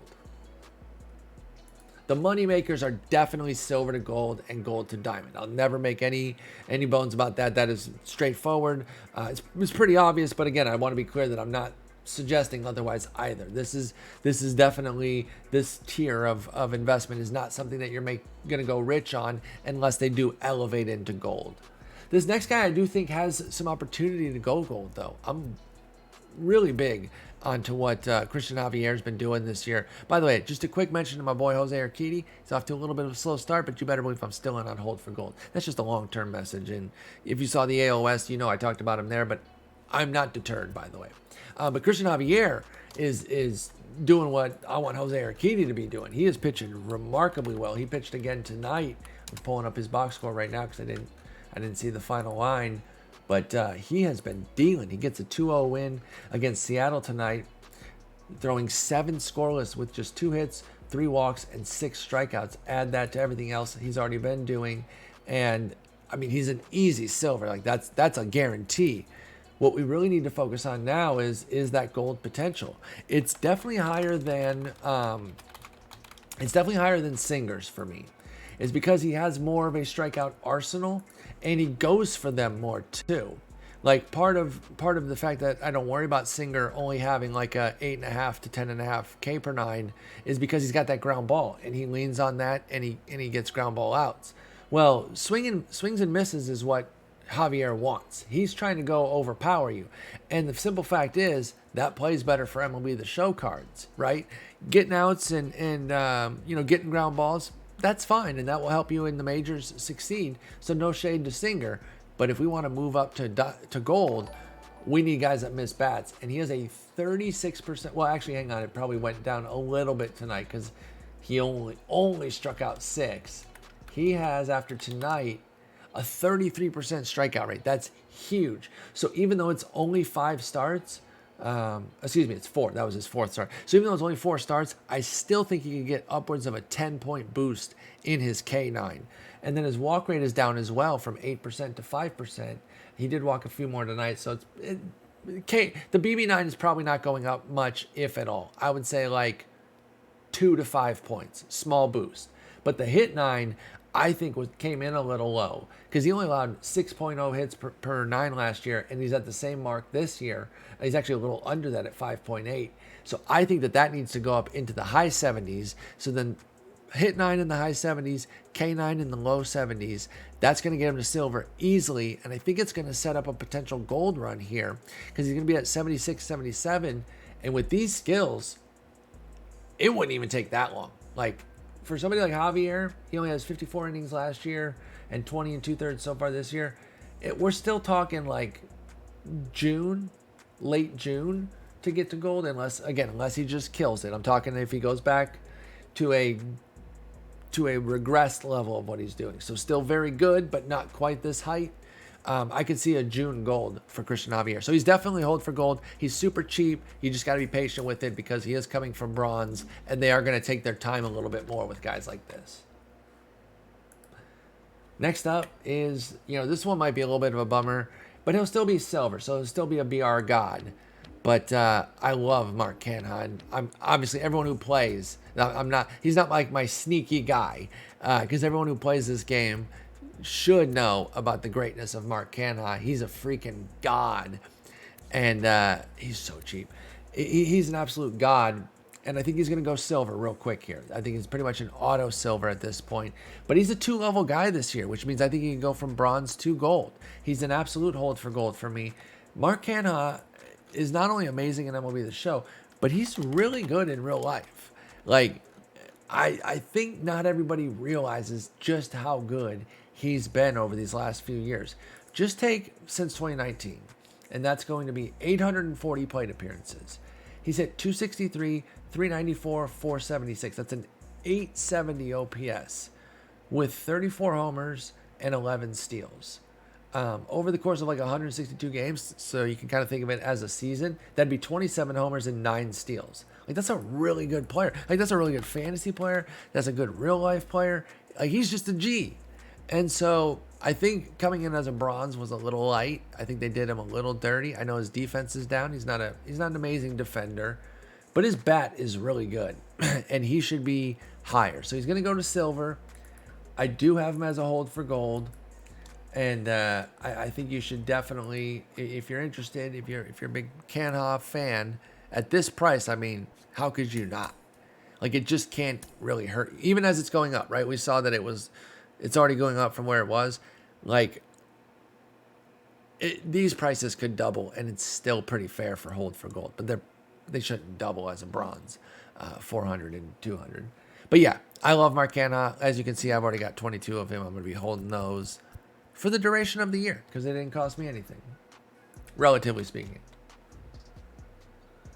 Another guy who didn't really cost me much, and frankly, I'm surprised he's so cheap. Let's see if he still is, because he went off again last night. That's Tyler Mahle. We got 66 Mahle. He's probably my biggest investment. Okay, he's gone up a little bit from what I was paying last night, but still, he's an auto silver this week, right? There is no world where he doesn't go silver, right? Like, no chance. He ended there last year, and stop me if you heard this one before. He didn't exactly earn, no. But yeah, I'm obviously going to repeat that. You know, he didn't have enough juice to start at silver because it was just 47 innings last year. So he had to go back down because he was pretty bad in 2019, at least as far as the hits and the homers went. So they're making him earn it, and 5 starts in, he has 12.6 Ks, 3.9 walks, and 4.9 hits. So easy silver. I think he goes up to like a 76, 77, and then we just wait for gold because I believe in him. I believe in what Cincinnati does with their pitcher development as a general idea, but then also what he's done with his stuff and the development that we've seen from him specifically is huge. And I really think he has a chance to become, on a par with the top pitchers in this rotation, meaning, well, he's struggling right now, but I still think Castillo is very good. And Sonny Gray. I think Tyler Mahle can be right there getting mentioned with them. You know, they didn't re-sign Trevor Bauer. We never really thought they were. And I think part of it is because they think that Tyler Mahle can fill that role. Now, is he going to be exactly Trevor Bauer and win a Cy Young? No. But is he going to be a stud and give him a 3-headed monster once Castillo gets back on track? And I do think he will, by the way. Yes. I think that's what they were looking at, and they thought that's why we don't need to re-sign him. And another guy that they had, that I have going to silver, should also be somebody that they see that could go into their rotation and dominate, and that's TJ Antone. He's currently in a multi-inning relief role, and he is killing it in that role. I do have him going up to silver. It is a 6-point gain, I know. Even though, and normally you're like, a reliever making a 6-point gain in week 1? Yes. Because look at the skills that he's putting up. First off, now I understand when a guy only has 35 innings for his major league career that it's difficult to know exactly where to put him. And you got to use the minor leagues a little bit. I think that's fair to do and all that. But I'm really surprised that they gave him just a 64 K9 coming into this year, considering the 11.5 strikeouts per 9 that he had as a major leaguer last year. He's up to 13.2 this year. So That needs to go up immediately. I think that gets a big jump. And then the hits per 9 should also get a pretty substantial. Now, 77 is a pretty good number. So I really don't have a problem with where they went there. But he's down to 2.6 hits per 9 right now. So I think it gets a boost into the 80s. So I think the strikeout rate goes to the high 70s, not high 90s. Then it goes to the high 70s. The hit 9 goes to the low 80s. The BB9 probably stays, though. He does still walk guys. Now, I don't expect them to, like, give him a reprieve on his BB9 just because of what I'm about to say. But I will say that his walk rate does not bother me so much because there's a lot of intent to it. And what I mean by that is that with TJ Antone, he just doesn't give in. And he pitches in a way that says, okay, if you take 4 balls, good on you. You can have that base, dude. But I'm not going to lay something in there for you to crush.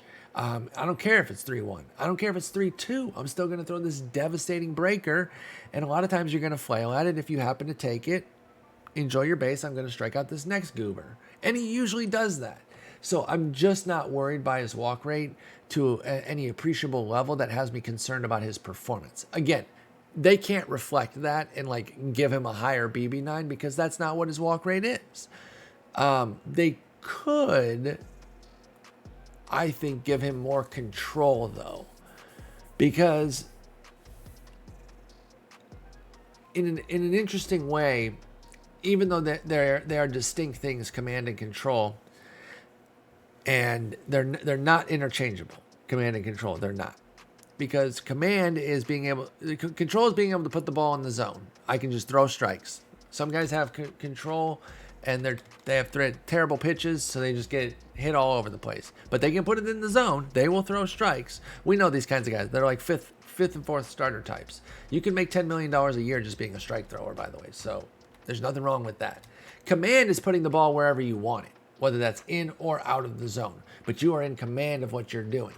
So if you want to put that nasty slider on the edge, even in a 3-ball count, maybe sometimes getting a called strike, oftentimes getting a whiff, but never giving in, that's really good command. In MLB The Show, there's not a command rating, though. Control is actually kind of a proxy for that.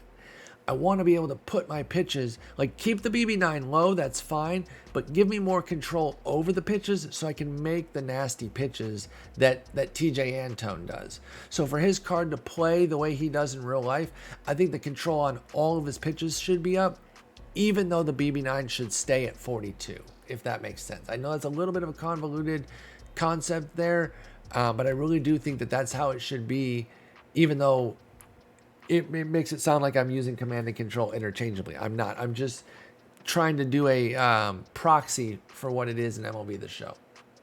Sorry for that long-winded tangent. Oh, hang on. I got to go back up the list because I jumped to Antone just because we were already on the Reds. All right. Next up is another auto silver as far as I'm concerned. Is there any way Dylan Carlson doesn't get there? I know he's a 72, so he needs 3 points, but like, come on. My man's is out here dominating. Big Dylan Carlson fan. The fact that they gave us a tops now Dylan Carlson off rip, bless up. That was fantastic. And that card is awesome. So he goes 2 for 4 again tonight, just adding more hits. We love to see it. He's off to a fantastic start on the season. 303, 393, 526 is his slash line. Let me see what his splits are real quick, because I don't know if he's leaning one way or the other. He is a switch hitter. That you can see he's really balanced there. A bunch of 50s across the board, and that's fine. He wasn't great in his debut last year. I don't begrudge them giving him a 72 mark off rip. Okay, so far he's killing lefties and doing well against righties. So I think the righty numbers should get some love into the 60s, and the lefty numbers should go low 60s for the righties, and then like high 60s, low 70s for lefties, because you got to be careful going too high because it is 19 plate appearances against lefties. So maybe mid to high 60s is a little bit more fair, and then low to mid 60s for the verse righty numbers. But yeah, I think all that needs to go up, and then his strikeout and walk rate. aka his vision and discipline. I believe those both need upgrades as well. Let me look. Yeah, his strikeout rate is down to 24.7. It was at 29 last year. And his walk rate is nearly double, from 7% to 12%. So his vision and discipline need to go up. His clutch probably needs to go up too, which is his performance with runners in scoring position. Again, small sample, just 18 plate appearances, but he's at 1333. So some of his ancillary numbers are going to go up, and that's what's going to get him to silver this week, because I don't think the contact and power is going to skyrocket. They should both, all four, get significant bumps, but then the vision, discipline, and clutch should get substantial jumps, and then put him at a 75, 76. And yes, he is very much hold for gold. Not even a question. All right. I hope Sam's still here. He was waiting for this. I didn't mean to make him wait so long. I don't know if he has a bedtime or not. Kyle probably makes him go to bed early, which is rude. Let him stay up and watch his favorite streamer. He is still here. Okay, fantastic. Hannick, thank you so much for 7 months. Trevor Rogers time, baby. And y'all better believe that I got this man's on an 11-point boost. Yes, it is aggressive. Again, some of these are very big jumps off rip, but they're playing a little bit of catch up from last year's numbers because SDS rated them a little low, saying prove it. They've proven it, and I hope that they respond. SDS responds by saying, okay, you proved it. Here's a bigger jump than normal. Because obviously that's what it will take with Rogers. But I really do believe he deserves this silver jump. I put him to a 76. If he goes 75, that's fine too. It's just as long as we get to silver. Trevor Rogers is pitching out of his freaking mind. He matched Burns pitch for pitch yesterday and bested him, dude. He bested him, which was impressive because it was also on the road. If there's one minor flaw in his game, it's already being addressed, and it is the walk rate there. You see it's at 48 BB9. He walked 4 in his first game, then 2, then 3, but then he has 1 in his last 13 innings. So he's already starting to work on that. So maybe they don't give it a big boost right now. Maybe move it up to like 54 or something. Just a little love into the 50s. But the hits and the Ks about to go off the charts. Well, maybe not off the charts yet, but get him into silver. And another little sneak jump for him. I think the stamina needs to go up because he's showing that he's not just some glorified extended reliever. He's going, 5-6 innings per. He went 4 in his first start of the year, but most guys did. I think, correct me if I'm wrong, but didn't even Garrett Cole only go like that wasn't like a Trevor Rogers thing. That was like most starters were only going a handful of innings off rip. Just teams were just being really protected. He went 5 1/3. Okay. He went 5 1/3. Cole did. But there was a stud. I can't remember. I thought it was Cole. But one of the mega studs didn't even go that many off rip. So 4 innings his opening start. That's because he had the 4 walks as well. So part of that was his own fault. It wasn't just them protecting him. It was his own fault. But then 6, 5, 7, and 6. Bottom line is he's showing that he's more than just 5 and dive kind of guy. I think he is a consistent 6+ inning guy, especially if these walks are getting in check. So I'd like to see the stamina go up to like 72, 73, just a little sprinkle right now. And then if he continues to do well, give him an even bigger bump into the high 70s, low 80s as the year goes. But the real treats right now are going to be that hit 9 and the strikeouts per 9 going way up. First off, I think I just got done saying this with TJ Antone. I know that he had a small sample coming into this year. He just had 28 major league innings. But a 61 K9 for a guy that struck out 12.5 last year in those 28 innings.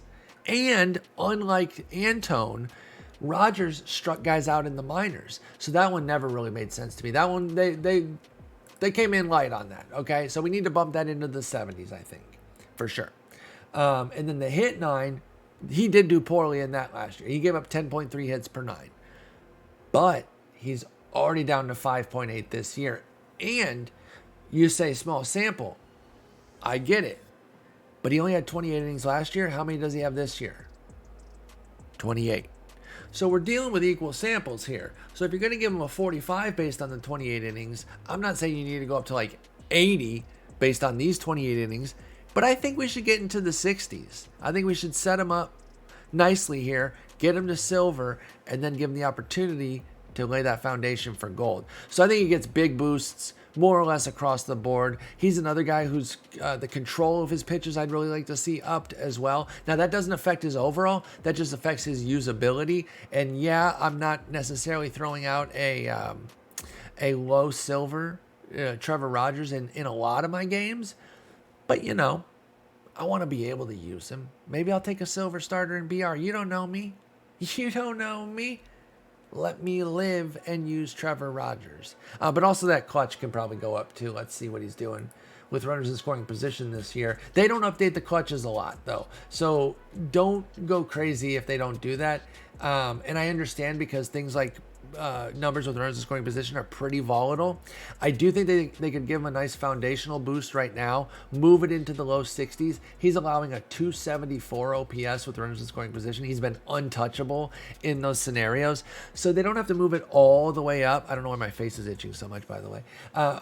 They don't have to move him all the way up to like the 70s. That'd be too aggressive based on these 24 plate appearances. But move it up to like 63, 64. And again, set the foundation that if he puts up another like month to 6 weeks of this, then Trevor Rogers should be gold because he's been incredible. So he's definitely a hold for gold because you can't even get in right now for silver. So if you're not in for hold for gold, you're too late. You're too late. You're going to waste your stubs. So just, again, those of you that aren't in, you're praying that he comes up short and gets like a 72 upgrade this week, because then his price is going to plummet and then we can get it. By the way, as much as I want to see him go up to silver, just because then I can say, you know, that's another one I could check and say I got this one right. Part of me hopes that he doesn't, because he will plummet and I will go in and I'll get 35 more shares. So like sometimes I'm even rooting against my own call just because I know that the potential value that it can give us. Plus, we're not getting rich off of him going to silver anyway. So frankly, for the long term, it's better if he goes to like 71, 72 this week. We buy the dip and then he keeps going, hits silver, hits gold. Bottom line is, I'm in for the long haul with Trevor Rogers. Unless he gets hurt, I'm seeing this one all the way through. I am losing my voice a little bit, and I apologize. All right, got a few more here. Oh, I have to talk about. Well, hang on. I'm gonna do a little stop over here at the Diamondbacks on my way to the White Sox. But I have to talk Carson Kelly. My goodness, he is killing it right now, man. He's an easy silver, right? With that performance, like, first off, he's 1 point away, so that's all that really needs to be said. I'm not going to belabor this one too much, but he is absolutely dominating right now. He has a 1205 OPS with 5 homers in 62 plate appearances. He hit 5 homers in 129 plate appearances all last year. Like, I know it was a small season, but like, he only hit 5 for the entire season. He started to show some breakout potential in 2019, but didn't quite get there. Remember, he got a gold player of the month, and he had some like fantasy buzz as well. If you play fantasy, there's been like inklings of something more coming.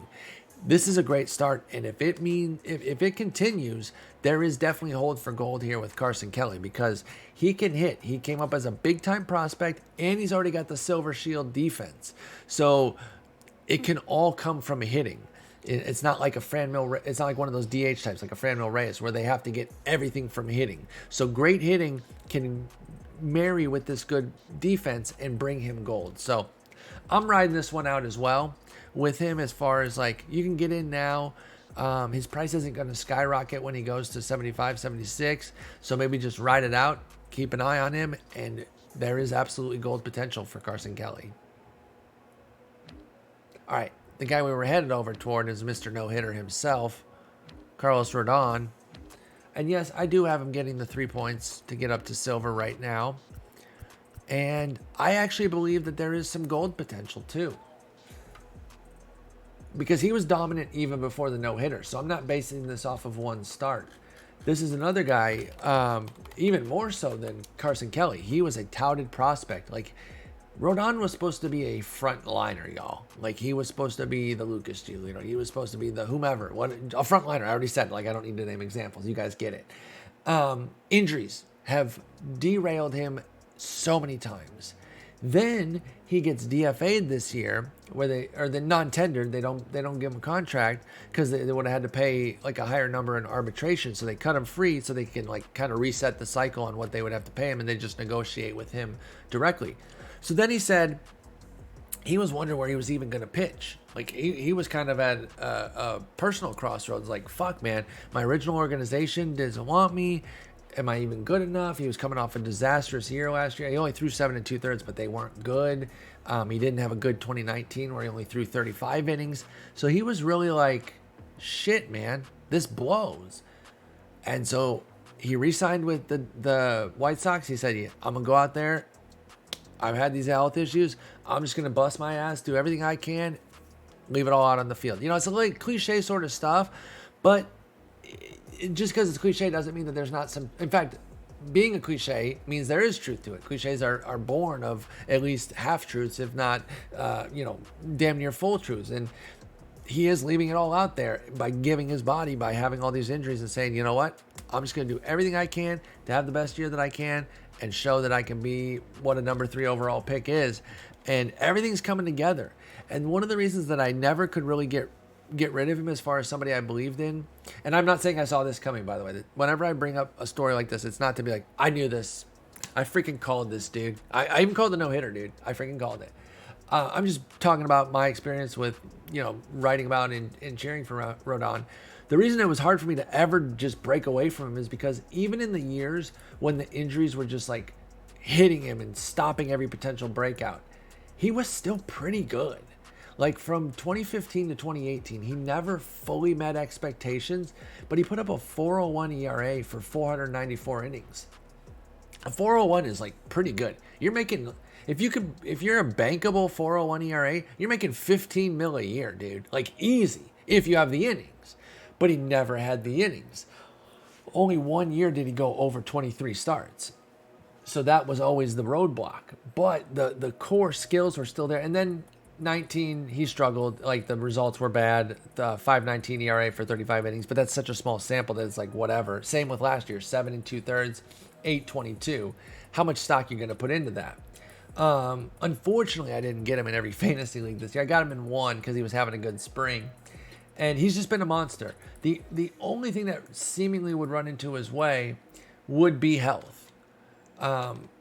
And for me, and I say this about my fantasy strategy as well, I'm always going to bet on skills. If the skills are there and the one thing that I need to come through is health, I'm going to bet on that profile because health is pretty fickle. Now, there's certain guys that their health concerns because they have a lengthy injury history. And Rodon is one of them, for sure. But that's built into the fantasy price. And even built into our price here when we're investing because he's a bronze. So don't double count things like that as a negative against him. If there was no risk, then he'd already be a gold, right? Or, he'd already be at least a silver. But there is risk. So he's a bronze. They have to kind of mitigate that. And as far as fantasy goes, that's why he was like a 23rd round pick because of the risk that's already there. So these skills, they're there. They really are, dude. I would actually hold for gold with Carlos Rodon. He's got 11.4 strikeouts, 3.8 walks, 2.4 hits. A no-hitter will really help your hits per 9. So he's going to get a little boost in all 3 categories, I think. I think it gets him to a 75, 76 level, and then we just kind of wait. The price is super affordable right now. Can't really hurt you even if it doesn't come through. I'll take that one at 150. Are you kidding?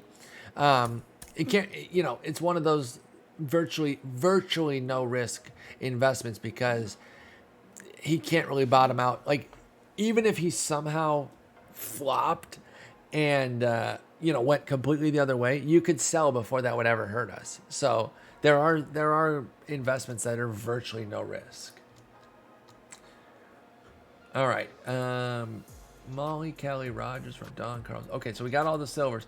Now I'm just going to do a few more guys that are going to be bronze to bronze types, and then I'm going to do 3 guys that are common to bronze, just because there's some there's some of the guys that are performing. Well, actually, just two of those. There's some of the guys doing the best performances in April, and I think people would want to know where I stand on them. But let's start with the bronze to bronze guys. Could they be the next Silvers? Let's talk about Nate Lowe for the Rangers. They got him from the Rays this year in an offseason trade, and a lot of folks were really excited about that because they've been desperate for Nate Lowe to come up in the majors with the Rays and get an opportunity, but he always seemed blocked, right? The last 2 years, he'd get a little time here, a little time there, and he was good. Like, he was above average. Like, he wasn't knocking the cover off the ball, but he was performing. I think his career, hang on, I can get it. His career WRC plus is like 110. So he's been like 10% better than league average. Let me see if I was correct on that. Not quite that high. So coming into this year, he had a 108 in 2019 and a 102 last year. So he was a 106, 6% better than league average. So, better than average, but not yet a stud because he wasn't getting that consistent time. So the people that were believers were like, well, now he's going to go to Texas, and why wouldn't they give him all the time that he can handle? Because, they're Texas. They're garbage. And they are giving him that time, and they are indeed garbage. Suck it, Rangers fans. This Tigers fan roasting y'all. He is playing really, really well, but he has a massive split right now. He has a 1077 OPS against righties and a 602 against lefties. So he's going to get some love. It's all obviously going to be funneled into his contact and power versus righties. I don't know that they're necessarily going to hit him against lefties as far as like giving him negatives in either side. But if they do, it'll be a little bit on the power, I would think. I think the contact, he's hitting 211 and he's already a 49. It's only 42 plate appearances. Do they really need to like crush him on that? Maybe it goes into the low 40s. But either way, it's setting up for a potential silver. And the question you're probably wondering is, well, can he get there? Like, what is the silver outlook? I really think he needs to balance things out a little bit more. Or just hit a bunch of homers against righties. He can get to silver just hitting homers against righties. As far as like the long term, like can he possibly get gold? I don't really see it without some major development that is completely unforeseen right now. Like, I don't think he's going to wake up tomorrow and be like a lefty killer. Or wake up tomorrow and start striking out at a 20% clip instead of a 28 or 30% clip. So no, I think he's capped at silver, and do with that what you will. While we're here, we'll talk about his teammate real quick, Adolis Garcia. Actually, I took him off the list, but I'll still talk about him since I already brought him up. I just got to go to my other sheet real fast. Yeah, Adolis Garcia. The reason he's funny to bring up, too, after talking about Nate Lowe, is he's exactly the same in that he has a massive platoon split. There he is as a 68. So 1289 OPS against righties, 520 against lefties. So again, he's due for an upgrade, but he's capped at silver. It's a great little breakout story, a late career, not a late career, but he's a late bloomer, right? 27, 28 years old. That's a late bloomer, no matter how you slice it. But he is doing well. I would say between the two, Nate Lowe has the higher upside for sure, but I wouldn't be looking at either of them to go gold right now. All right, back to the list here. Oh, another guy who's actually become a huge MLB The Show fan favorite with his Tops Now card, Ryan McMahon. Oh my goodness, if you're not using this card, what are you doing? I'm trash, and I got a 994 OPS with him. So if you are any good, you should be popping off with this card. He's amazing. I love him. As far as his live series goes, he's at a 70 right now, and it's really interesting what he's doing right now. I actually wrote him up over at Fangraphs just yesterday, talking about how he has kind of a really improved strikeout rate. Like, he's not striking out at all, which is great. But he also isn't walking anymore, which I'm not as concerned with because he's not striking out. Like, there's a trade-off there. And what it is he seems to be attacking pitches earlier in the counts, and he's crushing them, right? He's got all those homers, so this is not a negative necessarily. The issue that I have as far as long-term success is, where does he go from here with the batting average? Because he is still striking out, and while he has reversed his platoon this year as far as batting average, he's hitting 368 against lefties. That's great, but he's hitting 246 against righties now. So it's like he'll get a little boost against lefties, and he'll get some power against both sides. But I don't think we're fully in a Ryan McMahon breakout just yet because of where the plate skills are. So I want to see a little bit more from him before I would even say he's ready to go silver, let alone become a hold for gold. Believe me, I'll be monitoring him, and if you want to get in on the ground floor, you can, but I think it's a highly risky investment to go for McMahon as a potential gold. If you want to get in for silver, because I think he's going to get 2 to 3, well, actually, seeing that +4s gets him to 72, I think he's going to go 73, 74 this week, but not quite silver. If you want to get in super early, you can, but I'm not giving it a full endorsement as somebody who's going to go gold or even has a great shot to. There needs to be more, either a lot more of what we've seen so far or even some skill profile changes that would make me feel confident that he can go anywhere beyond like a 76, 77. And that's still valuable because that's 6-7 points from here. And again, for exchanges, there's a lot of value to that. So maybe see him as an exchange guy as opposed to somebody you're going to get rich off of. This guy, I really like this player. So I'm not going to rule out some hold for gold upside. But this is another one where it comes down to health 1,000%. Jed Lowry, I mean, he's already, what is he, 37, 38? 36 here. I think he's 37, age 37 season. I think they list the age that they are when they finalize the roster. But if you turn, like there's a birthday cutoff to where it's like your age whatever season. This is his age 37 season because his birthday is in April. So yeah, he actually just turned 37. If you turn it before, I think July 1st, it's whatever you are that year. If you turn after, then it's the year before. So this is his age 37 season. Injuries have plagued him throughout, except for 3 magical years when he played over 150 games.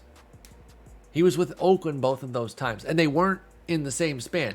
He went Boston, Houston, Oakland, Houston, Oakland, New York, Oakland. So he's back, baby. Can he put up another 150 games? Probably not. Is he going to go and threaten silver off rip this week? Yes, but I have him going up to a 73. And then I do think there is some hold for gold here. I mean, he is dirt cheap at 36 stubs there. And so this literally cannot hurt you. Like if you're getting in sub triple digits or very low triple digits, I do think he's going to go silver at some point if he stays upright at all, because he's just a good hitter when he's healthy. He's just hardly ever healthy.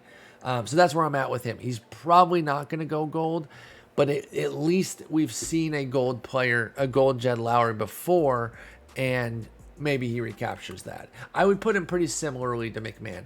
I think because we've seen it from Jed, I'm more confident of his path, but I would still, between the two, probably bet on the younger guy by a decade. But I would not heavily invest in either to go gold. All right, this is one of my favorite middle relievers in the game. Maybe they should put him as a starter and one of their position players and their manager, because he's like the only thing going right for the Yankees. It's Jonathan Loaizaga. He's a monster, man. And I do think we're all guilty of this, I think. Whenever somebody's like beasting in a multi-inning relief role, we're like, well, just start him. Well, there is a difference, right? And it's like when you can go 2-3 innings at a time and you're great, it doesn't mean that you can go 5-6. There's a huge even the difference from 3-4 innings to 5-6 innings is substantial. It's that third time through the lineup that is particularly difficult to maneuver. And so we've only seen him go 2 innings max, but he's been a multi-inning weapon for them. He's killing it. I think he definitely gets to silver this year, especially with the skills that he's showing so far. He's shown great skills in the past as well. If he keeps the hits down, he's definitely going silver. And then that's kind of where I want him to cap out, to be honest, because a 50 reliever, a 50 stamina silver reliever with some good stuff who can throw 97, that's got some BR viability at that point. So obviously, if he went crazy and somehow put himself into the gold picture, I wouldn't be against that.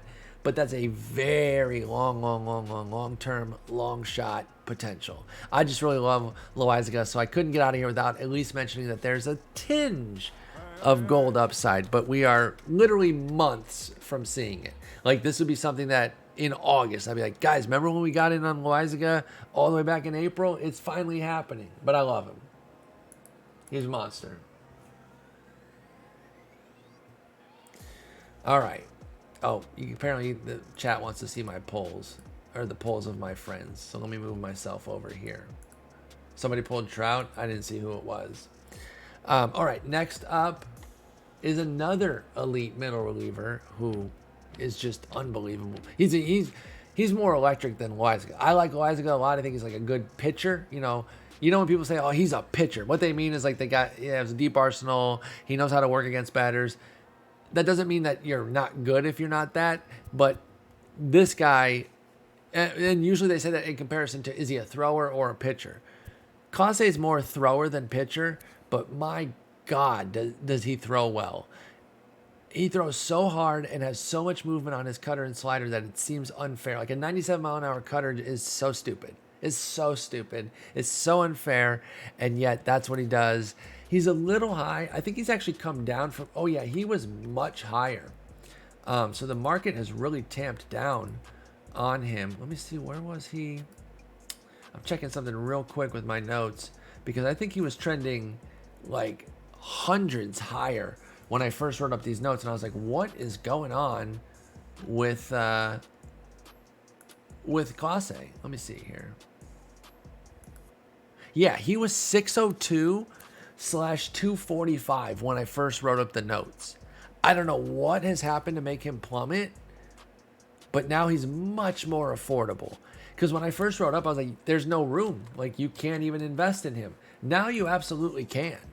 217, 128, that's not bad, because I do think he has a great chance to go silver this year, and he's a fringe gold candidate.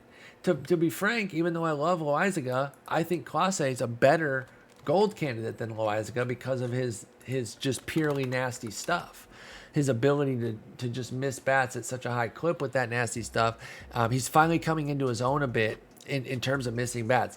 In 2019, when he pitched with Texas, he only had 8.1 strikeouts per 9. Everyone's like, how does he have all that nasty stuff and he doesn't have a great strikeout rate?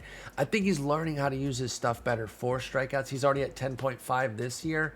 He's just nasty, though. So I think he's going to go silver, not this week, but soon, and then does have long-term gold upside.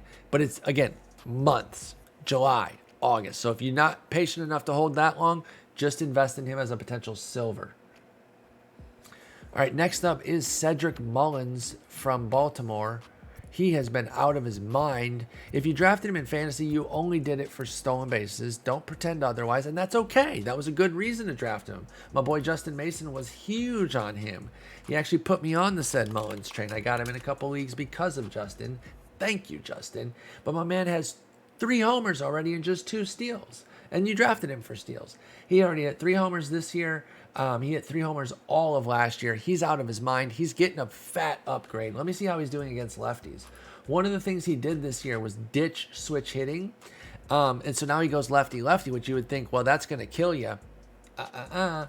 He's hitting an 1122 OPS against them. Now, he does have a 538 BABIP, which is impossible. He'll never maintain that, but he's going to get upgrades against lefties. He's going to go into the high bronze, and he's setting up for a potential silver. I got him at a 73 right now. He could even go 74. I don't think he goes right to silver, but he gets darn close. Next up is Yermin Mercedes. Now, unless he went way down, he is just priced up way too high to buy. Yeah, so he's going to go up, but I don't even think he gets to silver this week, and there's no investment. I'm basically just bringing this up because people would ask questions if I didn't. Next up is one of the most exciting players in the game, not named Fernando Tatis, but he also plays the same position, and that is Jazz Chisholm. Where are you at? 70 or 65 or whatever? There he is, 65. So again, out of his mind to start. Price is really high. Only invest in him if you believe he's a hold for gold. There is hold for gold upside here, but he's a volatile profile because he strikes out a lot. He can have those hot streaks, but then those really cold streaks. So you have to determine how willing you are to bet into somebody that needs 15 points to get to gold. It can happen. Breakout seasons happen, and when they become, transcendent players and they really pay off on their prospect hype, he can make that big of a jump, but it's going to take a long time, and he's already super expensive. So just be careful. And then I'm only going to do one comment here, and I'm going to be honest with y'all. I'm going to shoot y'all straight. It's because I have to use the restroom so badly that you wouldn't believe it. So I'm just going to talk about Akil Baddoo real quick because I'm a Tigers fan, and he's a Tiger.